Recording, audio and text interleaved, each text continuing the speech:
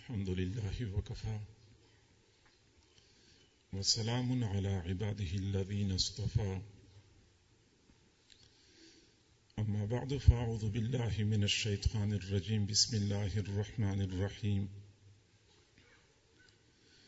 وعباد الرحمن الذين يمشون على الأرض هونا وإذا خاطبهم الجاهلون قالوا سلاما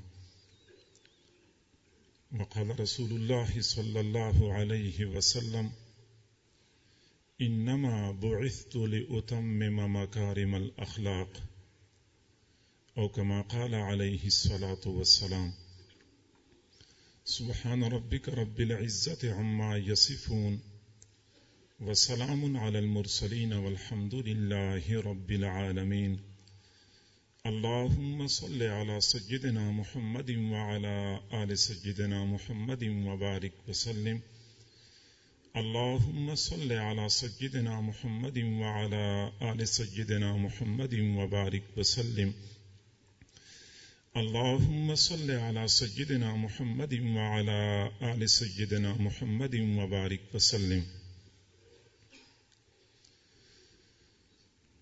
اللہ رب العزت نے اس دنیا میں دو چیزوں کو آپس میں جوڑنے کے لیے ایک تیسری چیز پیدا فرمائی ہے. دو اینٹوں کو آپس میں جوڑنے کے لیے اللہ تعالیٰ نے سیمنٹ کو پیدا فرمایا. کپڑے کے دو ٹکڑوں کو آپس میں جوڑنے کے لیے اللہ رب العزت نے سوئی اور دھاگے کا انتظام فرمایا. لوہے کے دو ٹکڑوں کو آپس میں جوڑنے کے لیے اللہ رب العزت نے ویلڈنگ کا انتظام فرمایا. پلاسٹک کے دو ٹکڑوں کو آپس میں جوڑنے کے لیے اللہ تعالیٰ نے ایلفی اور سمد بانڈ کا انتظام فرمایا. لکڑی کے دو ٹکڑوں کو آپس میں جوڑنے کے لیے اللہ رب العزت نے کیل اور پیچ کا انتظام فرمایا. ایسی ہی دو دلوں کو آپس میں جوڑنے کے لیے اللہ تعالیٰ نے اعلیٰ اخلاقی اقدار کو رائج فرمایا. اچھے اخلاق کی بدولت دور کے دل قریب ہو جاتے ہیں، نفرتیں محبتوں میں تبدیل ہو جاتی ہیں اور دشمنی دوستی کی شکل اختیار کر لیتی ہے. دنیا کے ہر مذہب اور ہر معاشرے میں اچھے اخلاق پر زور دیا جاتا ہے. ہر مذہب کی تعلیمات یہ ہیں کہ بندے کو اچھے اخلاق سے آراستہ و پیراستہ ہونا چاہیے. تاہم دین اسلام نے اخلاق حمیدہ پر جتنا زور دیا ہے اتنا زور کسی اور معاشرے نے، کسی اور مذہب نے نہیں دیا. ہم اندازہ لگائیں کہ حضور صلی اللہ علیہ وسلم نے اچھے اخلاق کی تعلیم و تکمیل کو اپنی نبوت کا مقصد اصلی قرار دیا ہے. آپ صلی اللہ علیہ وسلم نے بہت واضح انداز میں ارشاد فرمایا انما بعثت لأتمم مکارم الاخلاق، میری تو بعثت اور رسالت کا مقصد ہی یہی ہے کہ میں لوگوں کو اچھے اخلاق کی تعلیم دے دوں. تو اخلاق عالیہ کی تعلیم حضور صلی اللہ علیہ وسلم کی بعثت کا اصل مقصد ہے. اور ہم اندازہ لگائیں کہ اس دین میں اچھے اخلاق کی اہمیت کتنی زیادہ ہے کہ دین اسلام میں کسی بندے کی ایمان کا کمال زیادہ نمازوں کے ساتھ وابستہ نہیں کیا گیا، زیادہ روزوں کے ساتھ مشروط نہیں کیا گیا، زیادہ حج اور عمرے کے ساتھ معلق نہیں کیا گیا، بلکہ ایمان کا کمال اخلاق عالیہ کے ساتھ وابستہ کیا گیا ہے. حضور صلی اللہ علیہ وسلم نے فرمایا ان اکمل المؤمنین ایمانا احسنہم خلقا، مؤمنین میں سب سے زیادہ کامل ایمان والا وہ شخص ہے جو سب سے زیادہ اچھے اخلاق والا ہے. اچھے اخلاق کی بدولت ایمان کو کمال مل جاتا ہے، ایمان کامل ہو جاتا ہے. آج ہر مسلمان کی، ہر مومن کی یہ چاہت ہوتی ہے کہ کھلی آنکھوں سے اپنے محبوب صلی اللہ علیہ وسلم کا دیدار نہ کر سکا، کم از کم خواب میں تو بار بار اپنے محبوب کا دیدار نصیب ہو جائے۔ محبوب کا دیدار تو نہ ہو سکا، کم از کم گنبد خضرا کی زیارت تو زندگی میں بار بار نصیب ہو جائے۔ کئی لوگ دعائیں مانگتے ہیں، وظیفے پڑھتے ہیں کہ جنت البقیع میں دفن ہونا نصیب ہو جائے، یہ مٹی اس مٹی کے ساتھ مل جائے۔ یقیناً یہ سارے امور موجب سعادت ہیں۔ حضور صلی اللہ علیہ وسلم کا دیدار ہو جانا خواب کی حالت میں کیوں نہ ہو، بہت بڑی سعادت ہے۔ گنبد خضرا کی زیارت بھی موجب سعادت ہے۔ جنت البقیع میں دفن ہو جانا بہت سعادت کی بات ہے، لیکن ان تمام سعادتوں سے بڑی سعادت یہ ہے کہ کسی بندے کو روز آخرت حضور صلی اللہ علیہ وسلم کے قدموں میں جگہ نصیب ہو جائے، آپ صلی اللہ علیہ وسلم کے مبارک ہاتھوں سے حوض کوثر کا جام نصیب ہو جائے، یہ بہت بڑی سعادت ہے۔ اور یہ سعادت کن لوگوں کو حاصل ہوگی؟ حضور صلی اللہ علیہ وسلم نے فرمایا، ان احبکم الی واقربکم منی منزلۃ یوم القیامہ احاسنکم اخلاقا، مجھے تم میں سے سب سے زیادہ محبوب اور قیامت کے دن مرتبے کے اعتبار سے سب سے زیادہ میرے قریب وہ شخص ہوگا جو سب سے زیادہ اچھے اخلاق والا ہوگا۔ اچھے اخلاق کی بدولت قیامت کے دن رسول اللہ صلی اللہ علیہ وسلم کی رفاقت ہمیں نصیب ہوگی۔ دنیا میں ہم دیکھتے ہیں کہ کئی ساری چیزیں حجم اور جسامت میں بہت بڑی ہوتی ہیں، وزن میں بہت ہلکی ثابت ہو جاتی ہیں۔ کپاس دیکھیں، بھوسا دیکھیں، ہلکی لکڑی، حجم بہت بڑا، وزن بالکل کم۔ اور کئی ساری چیزیں ایسی ہوتی ہیں کہ ظاہر میں جسامت تو بہت محدود سی ہوتی ہے، وزن بہت زیادہ ہوتا ہے۔ لوہا، بھاری پتھر، دنیا میں مختلف اشیاء میں ہمیں یہ تفاوت نظر آتا ہے۔ ایسے ہی روز آخرت بندوں کے اعمال میں تفاوت ہوگا۔ بعض اعمال ظاہر میں بہت بڑے نظر آئیں گے لیکن وزن میں بہت ہلکے ثابت ہوں گے، اور بعض اعمال ظاہر میں جسامت میں بہت چھوٹے نظر آئیں گے لیکن وزن میں بہت بھاری ہوں گے۔ اور ہمیں یہ بات معلوم ہے کہ قیامت کے دن میزان کے ترازو میں اعمال کے حجم اور جسامت کو نہیں دیکھا جائے گا، اعمال کے وزن کو دیکھا جائے گا۔ آئیے ہم دیکھتے ہیں کہ میزان کے ترازو میں سب سے زیادہ وزنی عمل کون سا ہوگا؟ آپ سوچیں گے نماز بہت فضیلت والا عمل ہے، حج میں بہت اجر مل جاتا ہے، یہ زیادہ وزنی ہوں گے۔ نہیں، حضور صلی اللہ علیہ وسلم نے فرمایا، ما من شیء اثقل فی میزان العبد من حسناته یوم القیامت من خلق حسن، قیامت کے دن بندے کے اعمال میں سے میزان کے ترازو میں سب سے زیادہ وزنی عمل اس کے اچھے اخلاق ہوں گے۔ اچھے اخلاق بظاہر لوگ اتنی اہمیت نہیں دیتے، اتنا کوئی بڑا عمل نہیں سمجھتے، جبکہ میزان کے ترازو میں سب سے زیادہ وزنی یہ عمل ہوگا۔ اور ہم اندازہ لگائیں کہ حضور صلی اللہ علیہ وسلم نے اپنی پوری زندگی اخلاق حمیدہ کی تعلیم و تکمیل میں کیسے صرف فرمائی کہ جب آپ مدینہ منورہ تشریف لے گئے، اہل مدینہ کو آپ نے پہلا پیغام دیا تھا۔ ظاہری بات ہے کہ اہل مدینہ کے نام پہلا پیغام انتہائی اہم نکات پر مشتمل ہوگا، ضروری پوائنٹس پر مشتمل ہوگا۔ حضرت عبداللہ بن سلام رضی اللہ تعالیٰ عنہ فرماتے ہیں کہ جب حضور صلی اللہ علیہ وسلم مدینہ منورہ تشریف لائے، انجفل الیہ الناس، لوگ زیارت کے لیے، ملاقات کے لیے ٹوٹ پڑے۔ فکنت فی من انجفل الیہ، میں بھی انہی لوگوں میں سے تھا جو ملاقات کے لیے ٹوٹ پڑنے والے تھے۔ پھر فرماتے ہیں جب میں نے حضور صلی اللہ علیہ وسلم کے چہرہ انور کو دیکھا، فعرفت انہ لیس وجہہ بوجہ کذاب، میں نے معلوم کر لیا کہ یہ چہرہ کسی جھوٹے شخص کا نہیں ہو سکتا۔ آپ صلی اللہ علیہ وسلم کی زبان فیض ترجمان سے پہلے کلمات جو میں نے سنے وہ یہ تھے، محبوب نے فرمایا یا ایھا الناس، اے لوگو، افشوا السلام، سلام پھیلایا کرو، ہر کسی کو سلام کیا کرو، کیونکہ سلام یہ سلامتی کا پیغام ہے، یہ پیغام محبت ہے، اس پیغام کو عام ہونا چاہیے تاکہ معاشرہ محبتوں کا گہوارہ بن جائے۔ افشوا السلام، سلام پھیلایا کرو، وَأَطْعِمُوا الطَّعَامَ، فقراء اور مساکین کو کھانا کھلایا کرو، وَصِلُوا الْأَرْحَامَ، رشتے ناتے جوڑا کرو، وَصَلُّوا بِاللَّيْلِ وَالنَّاسُ نِيَامٌ، راتوں کو نمازیں پڑھا کرو، اس حال میں کہ لوگ سو رہے ہوں، تدخل الجنت بسلام، جنت میں سلامتی کے ساتھ داخل ہو جاؤ گے۔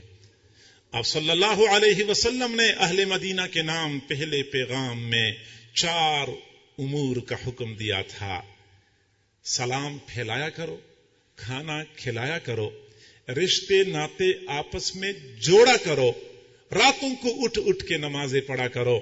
ہم غور کر لیں، ان 4 مأمورات میں سے پہلے 3 امور کا تعلق اخلاق کے ساتھ ہے اور چوتھے امر کا تعلق عبادات کے ساتھ ہے۔ یہاں سے پتہ چلتا ہے کہ دین اسلام میں اخلاقیات کا شعبہ کس قدر اہمیت کا حامل ہے۔ لیکن انتہائی افسوس سے کہنا پڑتا ہے کہ آج ہمارے معاشرے میں تصور بدل گیا ہے۔ دیندار بندہ کون ہوتا ہے؟ جس کا عقیدہ درست ہو، جو ظاہر میں متشرع اور سنتوں سے مزین نظر آتا ہے اور نماز پڑھتا ہے، روزہ رکھتا ہے۔ ہمارے ہاں دیندار یہ ہے، یقیناً یہ تمام تر امور دینداری کا حصہ ہے، لیکن کامل دیندار وہ نہیں ہے جہاں اعتقادات کا شعبہ ہے، عبادات کا شعبہ ہے، معاملات کا شعبہ ہے، تو وہاں اخلاقیات کا شعبہ بھی دین اسلام کے اجزاء ترکیبیہ میں سے ہے۔ اخلاقیات کا شعبہ جب تک ہم زندہ نہیں کریں گے، اس وقت تک ہم کامل مکمل مومن کہلائے جانے کے مستحق نہیں ہیں۔ ہمیں چاہیے کہ ہم اخلاق حمیدہ سے اپنے آپ کو آراستہ و پیراستہ کرنے کی کوشش کریں۔ آپ صلی اللہ علیہ وسلم نے فرمایا حسنوا اخلاقکم، تم اپنے آپ کو اچھے اخلاق سے مزین کر لو۔ آپ صلی اللہ علیہ وسلم کا یہ فرمان ذیشان اس بات پہ دلالت کرتا ہے کہ کوئی بھی بندہ اپنے اوپر محنت کر لے وہ اچھے اخلاق کا مالک بن سکتا ہے، اچھے اخلاق سے مزین ہو سکتا ہے۔ حضور صلی اللہ علیہ وسلم کی خدمت میں ایک صحابی حاضر ہو گئے، عرض کیا مد دین یا رسول اللہ، اللہ کے نبی آپ جو دین لے کے آئے ہیں اس پورے دین کا خلاصہ نچوڑ کیا چیز ہے، اس کا مغز کیا ہے؟ آپ علیہ الصلوۃ والسلام نے فرمایا خلق حسن، اچھے اخلاق۔ وہ صحابی وہاں سے چلے گئے، دائیں جانب سے پھر حاضر ہو گئے، پھر وہی سوال پوچھا مد دین یا رسول اللہ، اللہ کے نبی آپ جو دین لے کے آئے ہیں اس پورے دین کا خلاصہ اور نچوڑ کیا ہے؟ فرمایا اچھے اخلاق۔ وہ صحابی وہاں سے چلے گئے، بائیں جانب سے پھر حاضر ہو گئے، پھر وہی سوال پوچھا۔ آپ صلی اللہ علیہ وسلم نے فرمایا کہ اس پورے دین کا خلاصہ اور نچوڑ یہ ہے کہ کبھی بلا وجہ غضبناک نہ ہو جایا کریں۔ اس دین کا نچوڑ ہے، اچھے اخلاق اس پوری دین کا مغز ہے۔ ضرورت اس بات کی ہے کہ ہم بھی اپنے آپ کو اچھے اخلاق کا حامل اور مالک بنائیں۔ اخلاق حمیدہ کسے کہتے ہیں اور اخلاق حمیدہ کو کیسے حاصل کیا جا سکتا ہے، اس مختصر نشست میں آپ حضرات سے یہ بات عرض کرنی ہے۔ آپ توجہ فرمائیں گے تو انشاءاللہ بات سمجھ میں آ جائے گی۔ معزز سامعین، اخلاق حمیدہ کی اساس اور بنیاد یہ ہے کہ ہماری زبان ہمارے ہاتھ سے، ہمارے قول، ہمارے فعل سے کسی مسلمان کو ایذا نہ پہنچے۔ ایک مومن کی زندگی اتنی صاف ستھری، اتنی پاکیزہ ہوتی ہے کہ قیامت کے دن کوئی بندہ یہ نہیں کہہ سکے گا اللہ اس بندے نے مجھے اپنی زبان سے دکھ پہنچایا تھا، اپنے ہاتھ سے مجھے تکلیف پہنچائی تھی، کوئی بندہ یہ دعویٰ نہیں کر سکے گا۔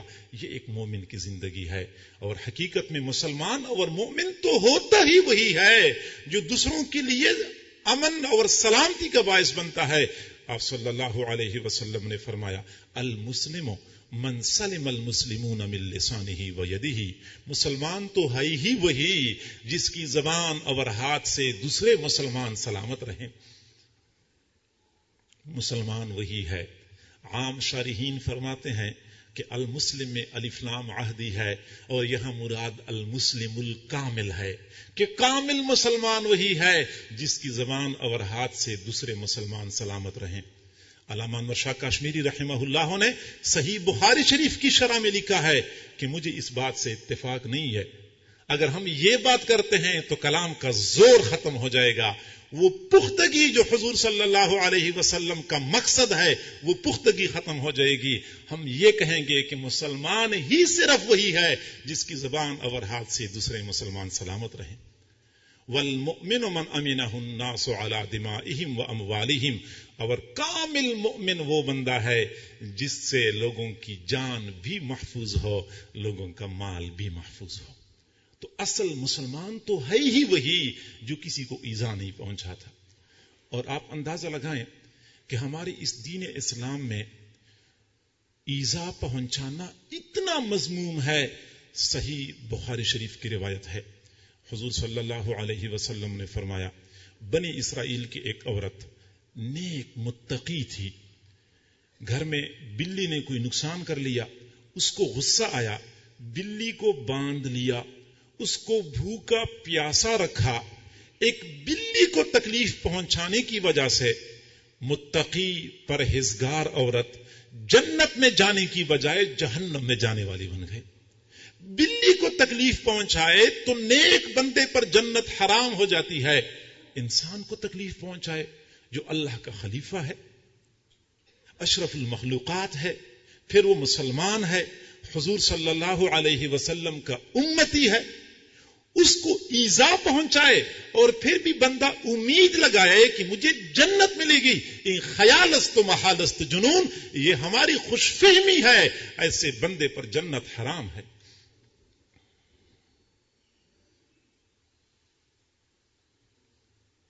عامت الناس کو، عام لوگوں کو تکلیف سے بچانا، ایذا سے بچانا شریعت کی نظر میں اتنا پسندیدہ ہے۔ آپ صلی اللہ علیہ وسلم نے فرمایا ایمان کے کچھ اوپر 70 شعبے ہیں، چند اوپر 70 شعبے ہیں، ان میں سے ایک شعبہ یہ بھی ہے کہ راستے میں کوئی ضرر رسان چیز پڑی ہے، کوئی کانٹا پڑا ہے، کوئی پتھر روڑا پڑا ہے، اس کو راستے سے ہٹا لیا جائے۔ عام لوگوں کے لیے سلامتی کی فکر کرنا اتنا پسندیدہ عمل ہے کہ اس کو باقاعدہ دین اسلام کا یا ایمان کا شعبہ قرار دیا گیا ہے۔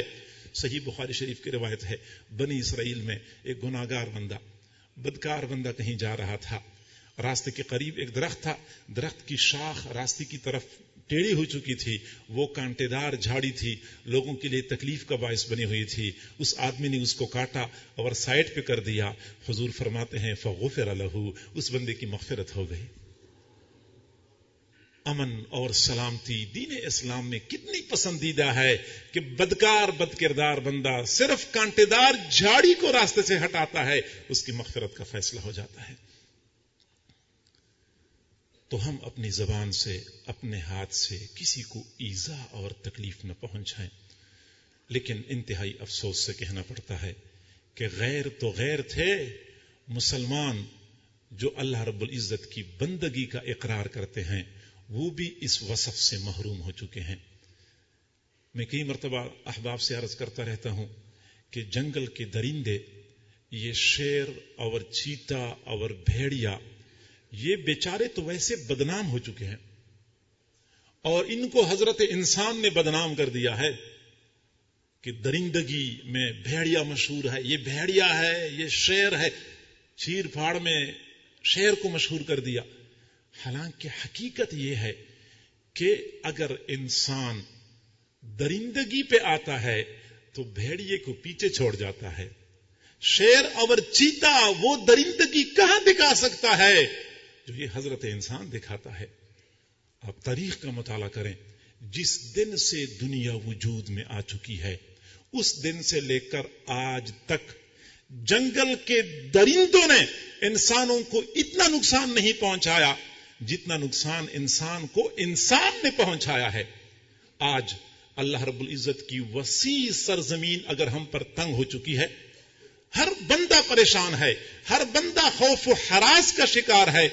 حقیقت میں یہ لوگ شیروں اور بھیڑیا سے پریشان نہیں ہیں, سانپوں اور بچھوؤں سے تنگ نہیں آ چکے, اسی حضرت انسان سے تنگ آ چکے ہیں جو اپنے آپ کو اشرف المخلوقات کہتا کہلواتا ہے. ہمیں چاہیے کہ غیروں کے ساتھ بھی اچھے اخلاق سے پیش آئیں. اچھے اخلاق کے ذریعے سے ہم ان کو دین اسلام کی طرف مائل کر سکتے ہیں. دین اسلام کی حقانیت ان کے قلوب میں جاگزیں کر سکتے ہیں. اور اپنے مسلمان بھائیوں کے لیے تو ہم ایسے بن جائیں کہ معاشرہ یہ مثالی معاشرہ قائم بن جائے اور اللہ تعالی کی طرف سے رحمتوں کا ورود شروع ہو جائے. تو معزز سامعین, ایک مسلمان وہ ہوتا ہے جو دوسروں کو ایذا نہیں پہنچاتا, دوسروں کو تکلیف نہیں پہنچاتا. اب ہم ذرا جائزہ لے لیں. ہماری زبانیں صبح سے لے کے شام تک درانتیوں کی طرح چل رہی ہوتی ہیں. دوسروں کو دکھ پہنچانا, دوسروں کو تکلیف دینا ہمارا محبوب مشغلہ بن چکا ہے. کئی لوگ تو ایسے ہوتے ہیں کہ اچھی خاصی مہارت رکھتے ہیں زبان کے استعمال میں.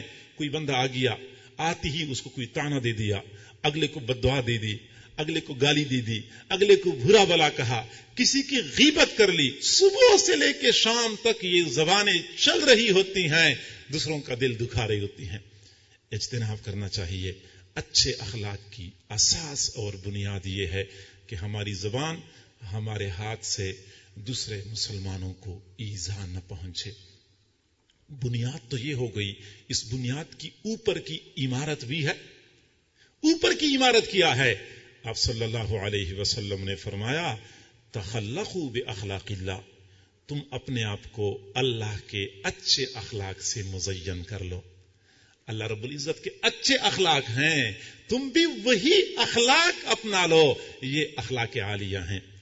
ویسے بھی اللہ تعالیٰ نے انسان کو اپنا خلیفہ بنایا ہے, اور خلیفہ وہ ہوتا ہے جو مخلوف عنہ کے کام کرتا ہے, کہ جن کا خلیفہ ہے وہ جو کام کرتا ہے وہی کام اس نے بھی کرنے ہیں.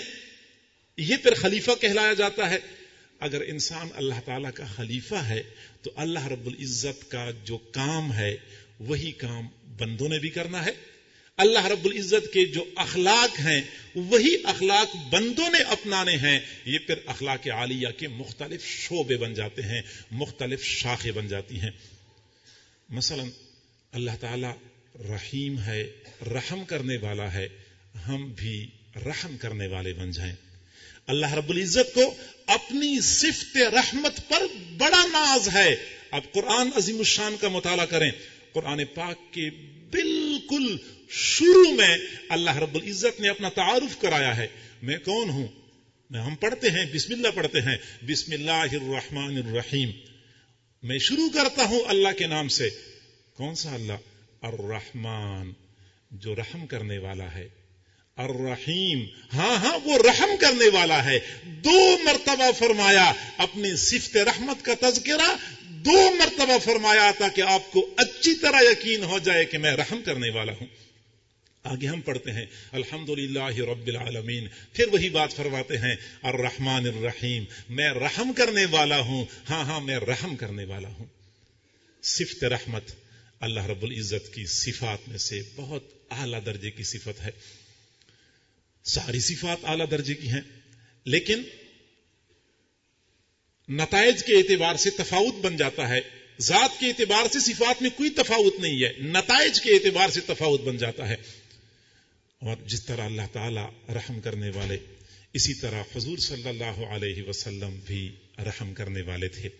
آپ صلی اللہ علیہ وسلم نے فرمایا, کئی مرتبہ ایسا ہوتا ہے میں مسجد میں مصلی پہ کھڑا ہوتا ہوں, نماز شروع کر چکا ہوتا ہوں، جی چاہتا ہے کہ لمبی قرات کر لوں، لیکن پیچھے کسی بچے کے رونے کی آواز آتی ہے، میں سوچتا ہوں کہ ممکن ہے کہ اس کی والدہ نماز میں مصروف ہو، ادھر یہ بچہ بیچارہ رو رہا ہے، بچے کو تکلیف ہو رہی ہے، میں ایک بچے کی خاطر تمام نمازیوں کی نماز کو مختصر کر دیتا ہوں تاکہ بچہ جلدی اپنی والدہ سے ملاقات کر لے۔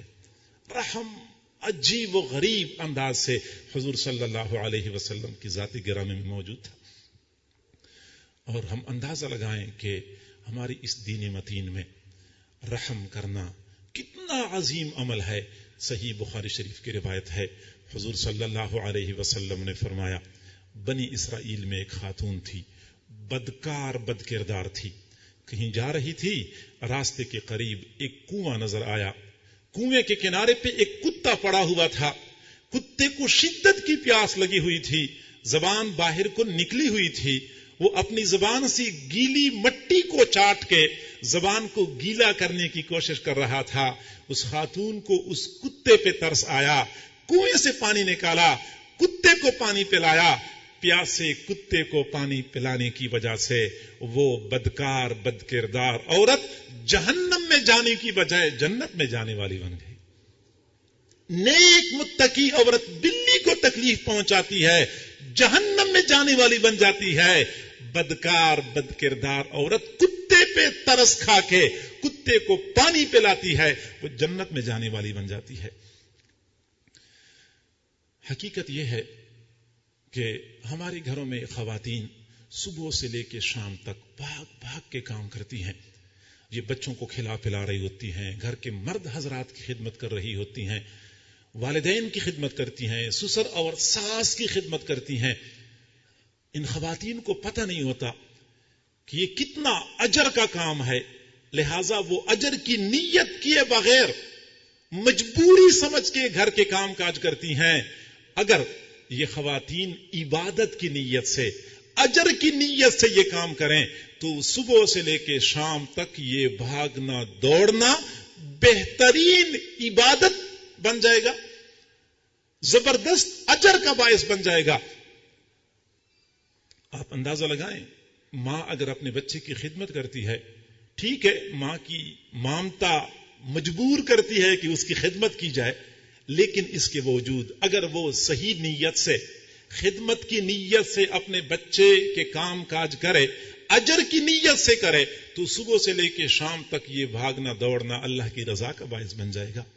آپ اندازہ لگائیں، آج سے ہزاروں سال قبل ایک ماں تھی، حضرت ہاجرہ علیہ السلام، مکہ کی سنگلاخ وادی میں اپنے بیٹے کے ہمراہ زندگی کے ایام گزار رہی تھی۔ مشکیزے میں تھوڑا سا پانی تھا، تھیلے میں تھوڑی سی کھجوری تھی، 2-4 کھجوریں کھا کے پانی پیتی تھی، سینے کا دودھ اپنے بچے کو پلایا کرتی تھی۔ چند دن گزر گئے، مشکیزے کا پانی بھی ختم ہو گیا، کھجوریں بھی ختم ہو گئی، نتیجتاً سینے کا دودھ بھی ختم ہو گیا۔ اب جب بچے کو دودھ نہیں ملا تو بچے کو شدت کی بھوک اور پیاس لگی، بےتاب ہو گیا، بے قرار ہو گیا، لوٹ پوٹ ہونے لگا، تڑپنے لگا۔ ماں تھی، ان سے دیکھا نہیں گیا، پریشان ہو گئی، قریب کوئی آبادی بھی نہیں تھی، کوئی کھانے پینے کا انتظام بھی نہیں تھا، پریشانی کے عالم میں بھاگنا شروع کر دیا۔ قریب صفا نامی ایک پہاڑی تھی، بھاگتی ہوئی صفا پہاڑی پہ چڑھ گئی، دائیں بائیں پانی دیکھا، پانی نظر نہیں آیا، پھر بھاگتی ہوئی مروہ پہاڑی پہ چڑھ گئی، وہاں پانی دیکھا، پانی نظر نہیں آیا، پھر پلٹ کے بھاگتی ہوئے صفا پہاڑی پہ چڑھ گئی، پانی دیکھا، پانی نظر نہیں آیا۔ اپنے بچے کے لیے پانی تلاش کرتے ہوئے اس ماں نے صفا مروہ کے درمیان 7 مرتبہ دوڑ لگائی۔ اللہ رب العزت کو اس ماں کا بھاگنا دوڑنا اتنا پسند آیا کہ قیامت تک آنے والی انسانیت کے لیے اس بھاگ دوڑ کو حج اور عمرے کا حصہ بنا دیا۔ تمہارا حج اس وقت تک مکمل نہیں ہوگا جب تک تم اس ماں کی طرح دوڑ نہ لگاؤ جو اپنے بچے کے لیے پانی تلاش کر رہی تھی۔ تمہارا عمرہ اس وقت تک قبول نہیں ہوگا جب تک تم اس ماں کی یاد تازہ نہ کر لو جو اپنے بچے کے لیے پانی تلاش کرتے ہوئے دوڑ رہی تھی۔ पैगंबरों को दौड़ना पड़ा, बड़े बड़े अल्लाह वालों को दौड़ना पड़ा। सहाबा किराम तुम भी नहीं दौड़ोगे, तुम्हारा हज भी मुकम्मल नहीं होगा। मुहद्दिसीन तुम्हारा उम्रा भी मुकम्मल नहीं होगा जब तक कि हजरत हाजरा अलैहिस्सलाम की याद ताजा न कर लो, क्योंकि वो एक मां थी, अपने बच्चे के लिए पानी तलाश करते हुए दौड़ लगा चुकी है। ये मां का भागना दौड़ना अल्लाह को इतना पसंद है। तो रहमत का जज्बा एक मोमिन में होना चाहिए। रहमत किसे कहते हैं? हम आसान अल्फाज में कहते हैं किसी पर तरस खाना। किसी को बीमार देखा तो बंदे के दिल में तरस पैदा हो गया, बेचारा बीमार है। किसी को परेशान देखा तो बंदे का दिल गमगीन हो गया। किसी को मुसीबत ज़दा देखा तो बंदा अपने दिल में रंजीदा हो गया। इस कैफियत को उर्दू में हम तरस खाना कहते हैं और अरबी में इसको रहम करना कहते हैं। अर्रहमान अल्लमल कुरआन, कारी साहब तिलावत फरमा रहे थे, अर्रहमान अल्लमल कुरआन, रहमान ने कुरआन की तालीम दी है। कारी हजरात के लिए, मुअल्लिमीन हजरात के लिए पैगाम है कि कुरआन की तालीम देते हुए कौन सा जज्बा गालिब होना चाहिए? ये नहीं फरमाया अल कहार अल्लमल कुरआन, अल जब्बार अल्लमल कुरआन, फरमाया अर्रहमान अल्लमल कुरआन, रहमान ने कुरआन की तालीम दी है। यानी कुरआन की तालीम देते वक्त सिफ्त रहमत का गलबा होना चाहिए, सिफ्त कहर और जबर का गलबा नहीं होना चाहिए। अल्लाह ताला रहम करने वाला है, हम भी दूसरों पर रहम करने वाले बन जाएं। अल्लाह ताला नरमी इख्तियार करने वाला है, हम भी नरमी इख्तियार करने वाले बन जाएं। हुजूर सल्लल्लाहु अलैहि वसल्लम ने फरमाया ये नरमी एक ऐसी सिफत है कि जिस मुआमले में दाखिल हो जाए उसको खूबसूरत बना देती है। जहां से नरमी रुखसत हो गई वहां से खूबसूरती रुखसत हो गई, जहां नरमी आ गई वहां खूबसूरती आ गई। हम कुरान पाक पढ़ते हैं, कुरान का मुताला करते हैं, हम कभी गौर करें कि कुरान पाक का सबसे बीच वाला, सबसे दरमियान वाला लफ्ज कौन सा है? वो 15वीं पारा है। 15वीं पारे में एक लफ्ज है जो आम अल्फाज से कदरे मोटा लिखा जाता है, वल यतलत्तफ। हम सोचें कि ये बिल्कुल कुरान का मरकजी नुक्ता है, ये सेंट्रल पॉइंट है और ये बाकी अल्फाज से कदरे मोटा लिखा जाता है। आखिर इस लफ्ज में क्या कमाल है जिसको ये मरकजी हैसियत हासिल है, बाकी अल्फाज से ये मोटा लिखा जाता है? वजह यह है कि इसका माना बड़ा आला है। इसका माना यह है कि बंदे को चाहिए कि वो नरमी इख्तियार कर ले। अल्लाह ताला को ये नरमी वाली सिफ्त इतनी पसंद है कि कुरान के बिल्कुल बीच में जगह अता फरमाई है।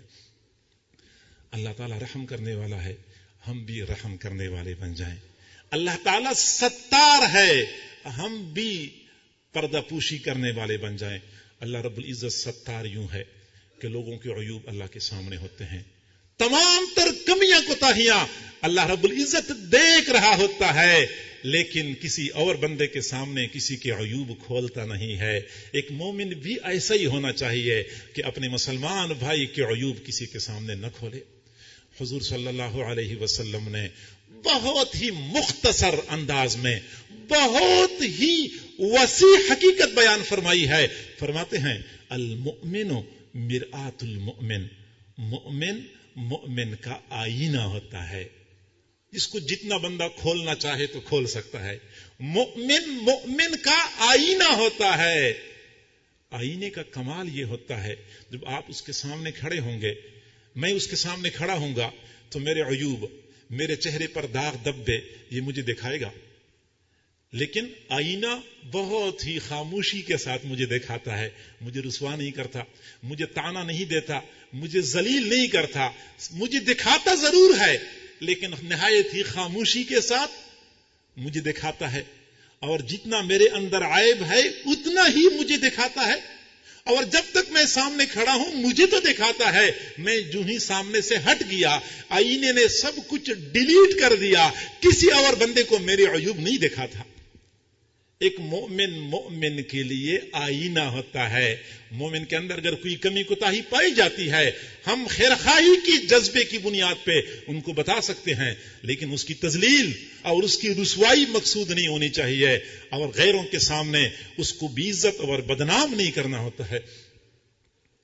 پردہ پوشی آپ صلی اللہ علیہ وسلم، ہم میں سے کس میں عیب نہیں ہے، کس میں خامیاں نہیں ہیں؟ ہم چاہتے ہیں کہ ہماری خامیاں، ہماری عیوب کسی کے سامنے نہ کھلیں، تو چاہیے کہ ہم بھی دوسروں کے عیوب لوگوں کے سامنے نہ کھولیں. جس پروردگار نے ہمارے عیوب پہ پردہ ڈالا ہے وہ پردہ ڈالنا بھی جانتا ہے، وہ پردہ ہٹانا بھی جانتا ہے. وہ ستاری کے صدقے عیوب کے باوجود بندے کو عزت کے بام پہ پہنچانا بھی جانتا ہے، وہ ذلیل اور رسوا کرنا بھی جانتا ہے. اور ہمیں یہ بات یاد رکھنی چاہیے کہ اللہ رب العزت اپنے بارے میں بندوں کی کمی کوتاہی کو تو برداشت کر لیتا ہے، گوارا کر لیتا ہے، لیکن بندوں کے بارے میں اگر کوئی آدمی غلطی کرتا ہے اللہ تعالیٰ بہت جلال میں آتا ہے.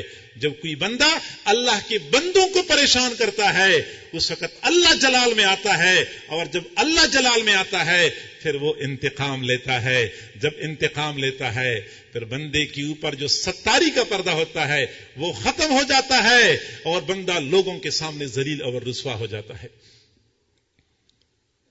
آپ صلی اللہ علیہ وسلم نے فرمایا جو بندہ اپنے مسلمان بھائی کے ایک عیب کو چھپائے گا اللہ تعالی قیامت کے دن اس کے 70 عیوب پہ پردہ ڈالے گا. اگر میں یہ چاہتا ہوں کہ میرے عیوب کسی کے سامنے نہ کھلیں تو مجھے چاہیے کہ اپنے مسلمان بھائی کے عیوب کو لوگوں کے سامنے نہ کھولیں.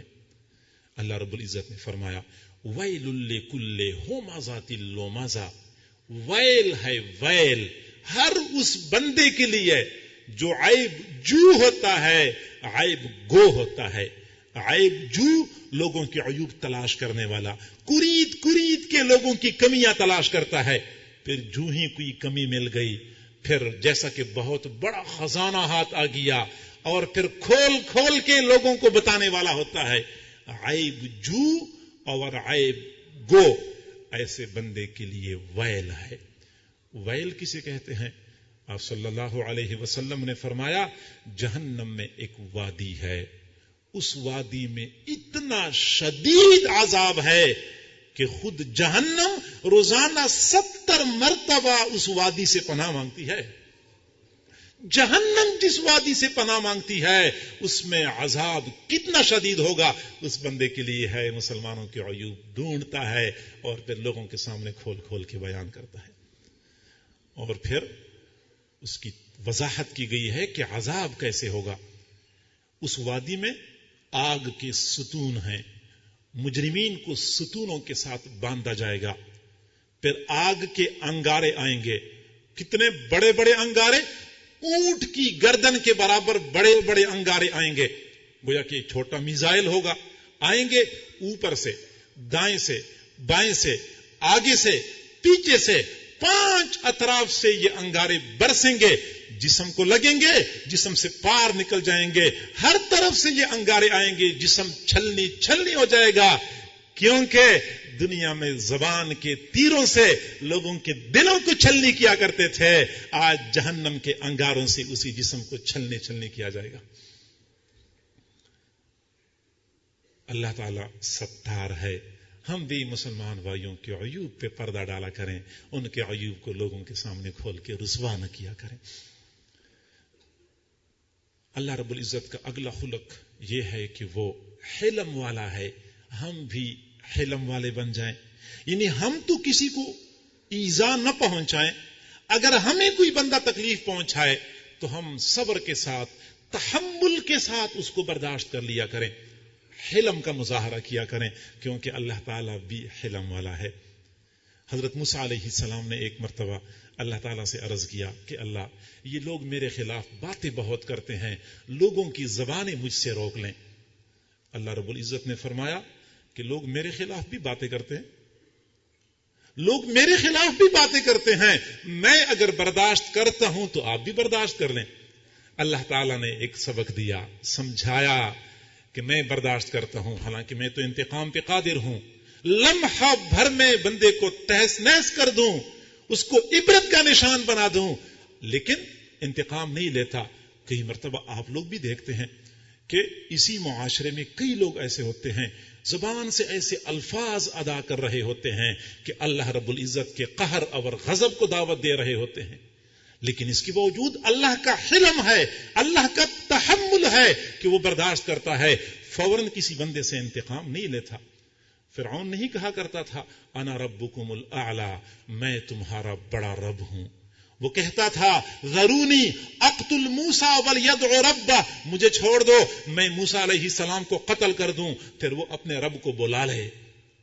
یہ اس کا انداز تھا، یہ اس کا لب و لہجہ تھا۔ اللہ رب العزت نے اس کو بھی موقع دیا ہوا تھا، تو فوراً پکڑنا، فوراً انتقام پہ اتر آنا، فوراً جذبات سے بے قابو ہو جانا، یہ کوئی کمال نہیں ہے۔ کمال یہ ہے بندے کا وسیع حوصلہ ہو، کھلا سینہ ہو، لوگ باتیں کرتے جائیں، لوگ زیادتی کرتے جائیں، بندہ برداشت کرتا جائے۔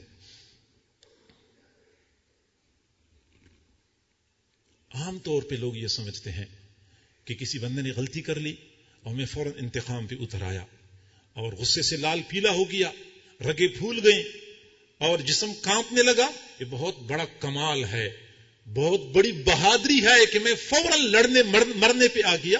کمال یہ نہیں ہے، جلدی غصہ آ جانا یہ بندے میں عیب ہے۔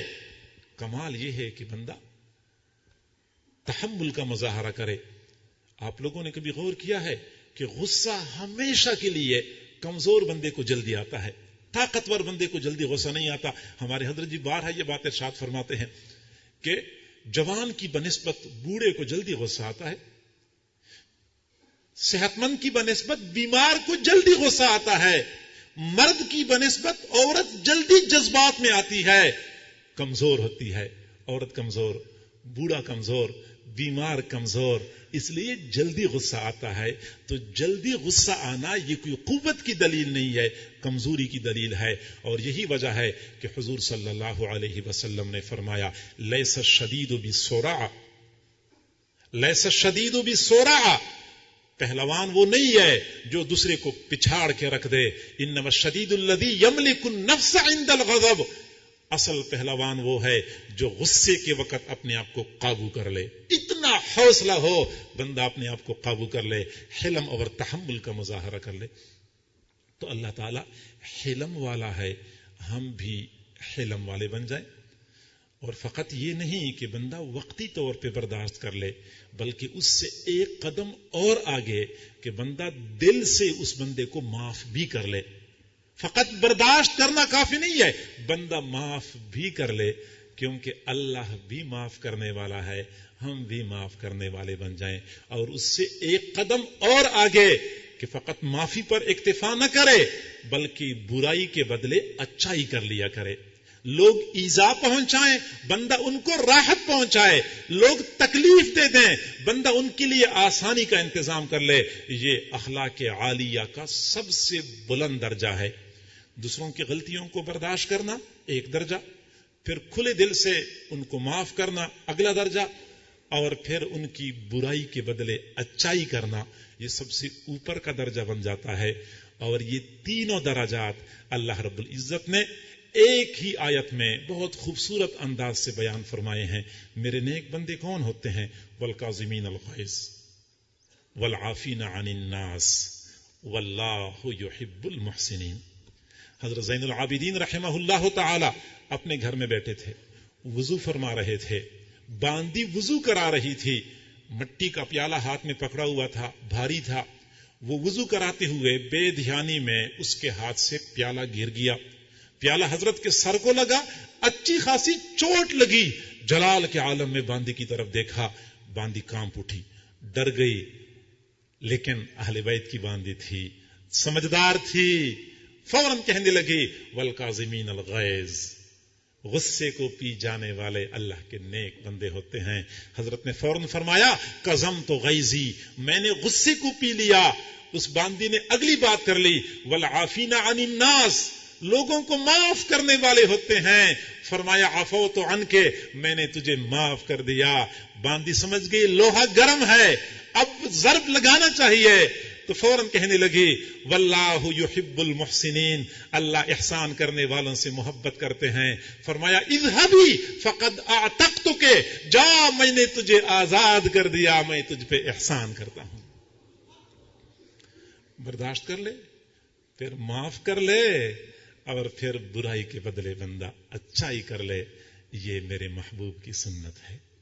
کبھی حضور صلی اللہ علیہ وسلم کی سیرت کا مطالعہ کر کے دیکھ لیں، حقیقت بندے پر کھل جاتی ہے کہ جس کو اللہ تعالیٰ نے خود فرمایا تھا وَإِنَّكَ لَعَلَىٰ خُلُقٍ عَظِيمٍ، آپ تو اخلاق عالیہ کے بلند مرتبے پہ فائز ہیں. ان کی سیرت کا مطالعہ کرتے ہیں تو پتہ چلتا ہے کہ اخلاق عالیہ کس چیز کا نام ہے. حضرت ابراہیم بن ادہم رحمت اللہ علیہ نے خواب دیکھا، ایک فرشتہ ہے، اس کے ہاتھ میں کاغذ ہے. پوچھا کاغذ میں کیا لکھنا ہے؟ فرشتے نے جواب دیا کہ ان لوگوں کے نام لکھنے ہیں جو اللہ سے محبت کرتے ہیں. فرمایا ان میں میرا نام ہے؟ فرشتے نے کہا کہ آپ کا نام تو نہیں ہے، اللہ سے محبت کرنے والوں میں آپ کا نام نہیں ہے. فرمایا اچھا، پھر جو اللہ کی محبین ہیں، اللہ کے نیک بندے ہیں، ان سے محبت کرنے والوں میں تو میرا نام شامل کر دو. اللہ کی طرف سے آواز آئی کہ ان کا نام سب سے اوپر لکھ لینا. اللہ کی محبین میں سب سے اوپر اللہ کا نام لکھ لینا. ایک اور مقام پہ یوں فرمایا کہ فرشتے نے کہا کہ ایک اور کاغذ میں ان لوگوں کے نام لکھنے ہیں جن سے اللہ تعالی محبت کرتے ہیں، اور ان میں سب سے اوپر ابراہیم بن ادم کا نام لکھنا ہے، کیونکہ وہ اللہ کے بندوں سے محبت کرنے والے ہیں. خدا کے بندے تو ہیں ہزاروں، خدا کے بندے تو ہیں ہزاروں، بنوں میں پھرتے ہیں مارے مارے. بنوں گا بندہ میں اس کا جس کو خدا کے بندوں سے پیار ہوگا. یہ زیادہ کمال نہیں ہے کہ بندہ اللہ سے محبت کرے. اللہ سے محبت کرنے پر تو ہم مجبور ہیں. وہ ہمارا محسن ہے، وہ تو بہت اچھا ہے، ان کے ہماری اوپر انعامات ہیں، ہم محبت کرنے پر مجبور ہیں. اصل کمال تو یہ ہے کہ بندہ اللہ کی مخلوق سے محبت کرے جن میں عیوب ہیں، جن میں برائیاں ہیں، جو ہمیں ایذا پہنچاتے ہیں. ان سے محبت کرنا اعلیٰ درجے کی بات ہے. اور یہی وجہ ہے کہ حضور صلی اللہ علیہ وسلم نے فرمایا الناس عیال اللہ، الخلق عیال اللہ. یہ جتنی مخلوق ہے یہ ایسی ہے جیسا کہ اللہ کے گھر کے افراد ہوتے ہیں. فاحب الخلق الی اللہ من احسن الی عیالہ، اللہ کو اپنی مخلوق میں سب سے زیادہ پسندیدہ وہ شخص ہے جو اللہ کے گھر کے افراد کے ساتھ اچھا سلوک کرے. تو لوگوں کی برائی کے بدلے میں ہم اچھائی کر لیا کریں. اچھا، کئی مرتبہ ایسا ہوتا ہے کہ شیطان ہمیں دھوکہ دے دیتا ہے. کوئی بندہ برائی کرے تو ہم فوراً انتقام پہ اتر آتے ہیں. شیطان ہمارے دل میں یہ بات ڈالتا ہے کہ جب اینٹ کا جواب پتھر سے دیا جائے تو وہ بندہ دوبارہ غلطی نہیں کرے گا. گویا کہ وہ ہمیں یہ کہتا ہے کہ غلطی کو ختم کرنے کے لیے آپ اقدام کریں گے تو کام بنے گا. حالانکہ یہ فقط ایک دھوکہ ہے، ایک فریب ہے. اس نے غلطی کر لی، اس غلطی کو ختم کرنے کے لیے ہم بھی ایک غلطی کر لیں تو پہلے غلطی ایک تھی، اب غلطیاں دو ہو گئی. یاد رکھیں، برائی کو کبھی برائی کے ساتھ ختم نہیں کیا جا سکتا. گند کو گند کے ساتھ کبھی صاف نہیں کیا جا سکتا. برائی کو ہمیشہ کے لیے اچائی کے ساتھ ختم کیا جا سکتا ہے. قرآن عظیم الشان میں اللہ رب العزت نے 4 الفاظ میں یہ کھلی حقیقت بیان فرمائی ہے. ادفع باللتی ہی احسن، ادفع باللتی ہی احسن، برائی کو اچھائی کے ساتھ ختم کرو، برائی کو اچھائی کے ساتھ ختم کرو. اور دوسرے مقام پہ اللہ نے اپنے نیک بندوں کی صفت بیان فرمائی ہے یدرؤون السیئۃ بالحسنۃ وَيَدْرَؤُونَ بِالْحَسَنَةِ السَّيِّئَةَ، اچائی کے ساتھ وہ برائی کو ختم کرتے ہیں. اچائی کو، اب برائی کو اچائی کے ساتھ ختم کیا جا سکتا ہے. ایک تو ہمیں یہ دھوکہ لگ جاتا ہے، شیطان ہمیں دھوکہ دیتا ہے، اور دوسرا دھوکہ ہمیں یہ لگ جاتا ہے کہ اس سے میری شان میں کمی آ جائے گی. میں نے اگر انتقام نہیں لیا, میں نے اگر فوراً اس کو جواب نہیں دیا, میری ناک کٹ جائے گی, میری شان میں کمی آئے گی. حالانکہ اس سے شان بڑھتی ہے, شان گھٹتی نہیں ہے, ناک کٹتی نہیں ہے, ناک بلند ہو جاتی ہے. غیرت کا تقاضا یہ نہیں ہے کہ بندہ فوراً لڑنے مرنے پہ اتر آئے. کمال غیرت یہ ہے کہ بندہ تحمل کا مظاہرہ کرتے ہوئے برداشت کر لے. آپ اندازہ لگائیں, مخلوق میں سب سے زیادہ جلدی معاف کرنے والے, سب سے زیادہ معاف کرنے والے ہمارے محبوب صلی اللہ علیہ وسلم تھے. ان کے شان میں کمی نہیں آئی, ان کی شان بلند ہو گئی. پھر ان سے بھی زیادہ معاف کرنے والے اللہ رب العزت کی ذات ہے, ان کی شان تو ہمارے تصور سے بھی زیادہ بلند ہے. حضور صلی اللہ علیہ وسلم نے فرمایا, انا اغیر ولد آدم, انا اغیر ولد آدم, اولاد آدم میں سب سے زیادہ غیرت والا ہوں. واللہ اغیر منی, اللہ تعالیٰ مجھ سے بھی زیادہ غیرت والا ہے. معاف کرنے سے کسی کی غیرت میں کمی نہیں آتی, کسی کی ناک کٹتی نہیں ہے, کسی کی شان گھٹتی نہیں ہے. معاف کرنے کی عادت بنانی چاہیے, برائی کے بدلے اچھائی کرنا, ایثار کا جذبہ ہونا چاہیے, دوسروں کے ساتھ بھلائی والا معاملہ کرنا چاہیے. آج تو افسوس سے کہنا پڑتا ہے کہ اچھے خاصے دیندار لوگ جو ظاہر میں دیندار نظر آتے ہیں, دیندار کہلائے جاتے ہیں, ایک دوسرے کے ساتھ ایسے مارے کا آرا ہوتے ہیں, ایسے ان کے درمیان سرد جنگ چل رہی ہوتی ہے کہ بندہ حیران ہو جاتا ہے. ایک سلسلے کے سالکین ایک دوسرے کو برداشت نہیں کرتے, ایک مدرسے میں پڑھانے والے دو استاد ایک دوسرے کو برداشت نہیں کرتے. ایک طالب علم ہونے کے ناطے میں یہ بات عرض کرتا ہوں, چونکہ خود مدرسے سے واسطہ ہے, تو یہی معاملہ ہوتا ہے. ایک مدرسے والے دوسرے مدرسے والے کو برداشت نہیں کرتے. علامہ ذہبی رحمت اللہ علیہ نے سیر اعلام النبلاء میں لکھا ہے کہ کوفہ میں دو حضرات تھے, ایک ابراہیم نخعی رحمہ اللہ تعالی اور ایک ابراہیم تیمی رحمہ اللہ تعالی. یہ دونوں ایک ہی زمانے کے حضرات تھے. ابراہیم نخعی رحمہ اللہ تعالی فقیہ تھے, تصوف کا رنگ بھی تھا لیکن تفقہ کا رنگ غالب تھا. حضرت ابراہیم تیمی رحمہ اللہ تعالی صوفی تھے, تفقہ کا رنگ بھی تھا لیکن تصوف کا رنگ غالب تھا. یعنی ابراہیم نخعی رحمت اللہ علیہ صوفی قسم کے فقیہ تھے اور ابراہیم تیمی رحمت اللہ علیہ فقیہ قسم کے صوفی تھے. ان پہ تصوف کا رنگ غالب تھا, ان پر تفقہ کا رنگ غالب تھا.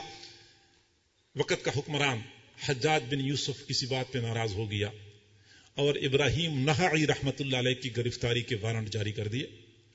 پولیس پوچھتے پوچھتے ابراہیم تیمی کے گھر میں پہنچ گئی. ابراہیم تیمی رحمہ اللہ کو پتا تھا کہ ابراہیم نخعی کو گرفتار کرنے کے لیے آئے ہیں. پولیس والوں سے ملاقات ہو گئی, پوچھا آپ ابراہیم؟ فرمایا ہاں میرا نام ابراہیم ہے. فوراً ہتھکڑیاں لگا دی, ہتھکڑیاں لگا کے اپنے ساتھ روانہ کر دیا. وہ کہہ سکتے تھے کہ میں ابراہیم نخعی نہیں ہوں, میں ابراہیم تیمی ہوں, لیکن نہیں کہا.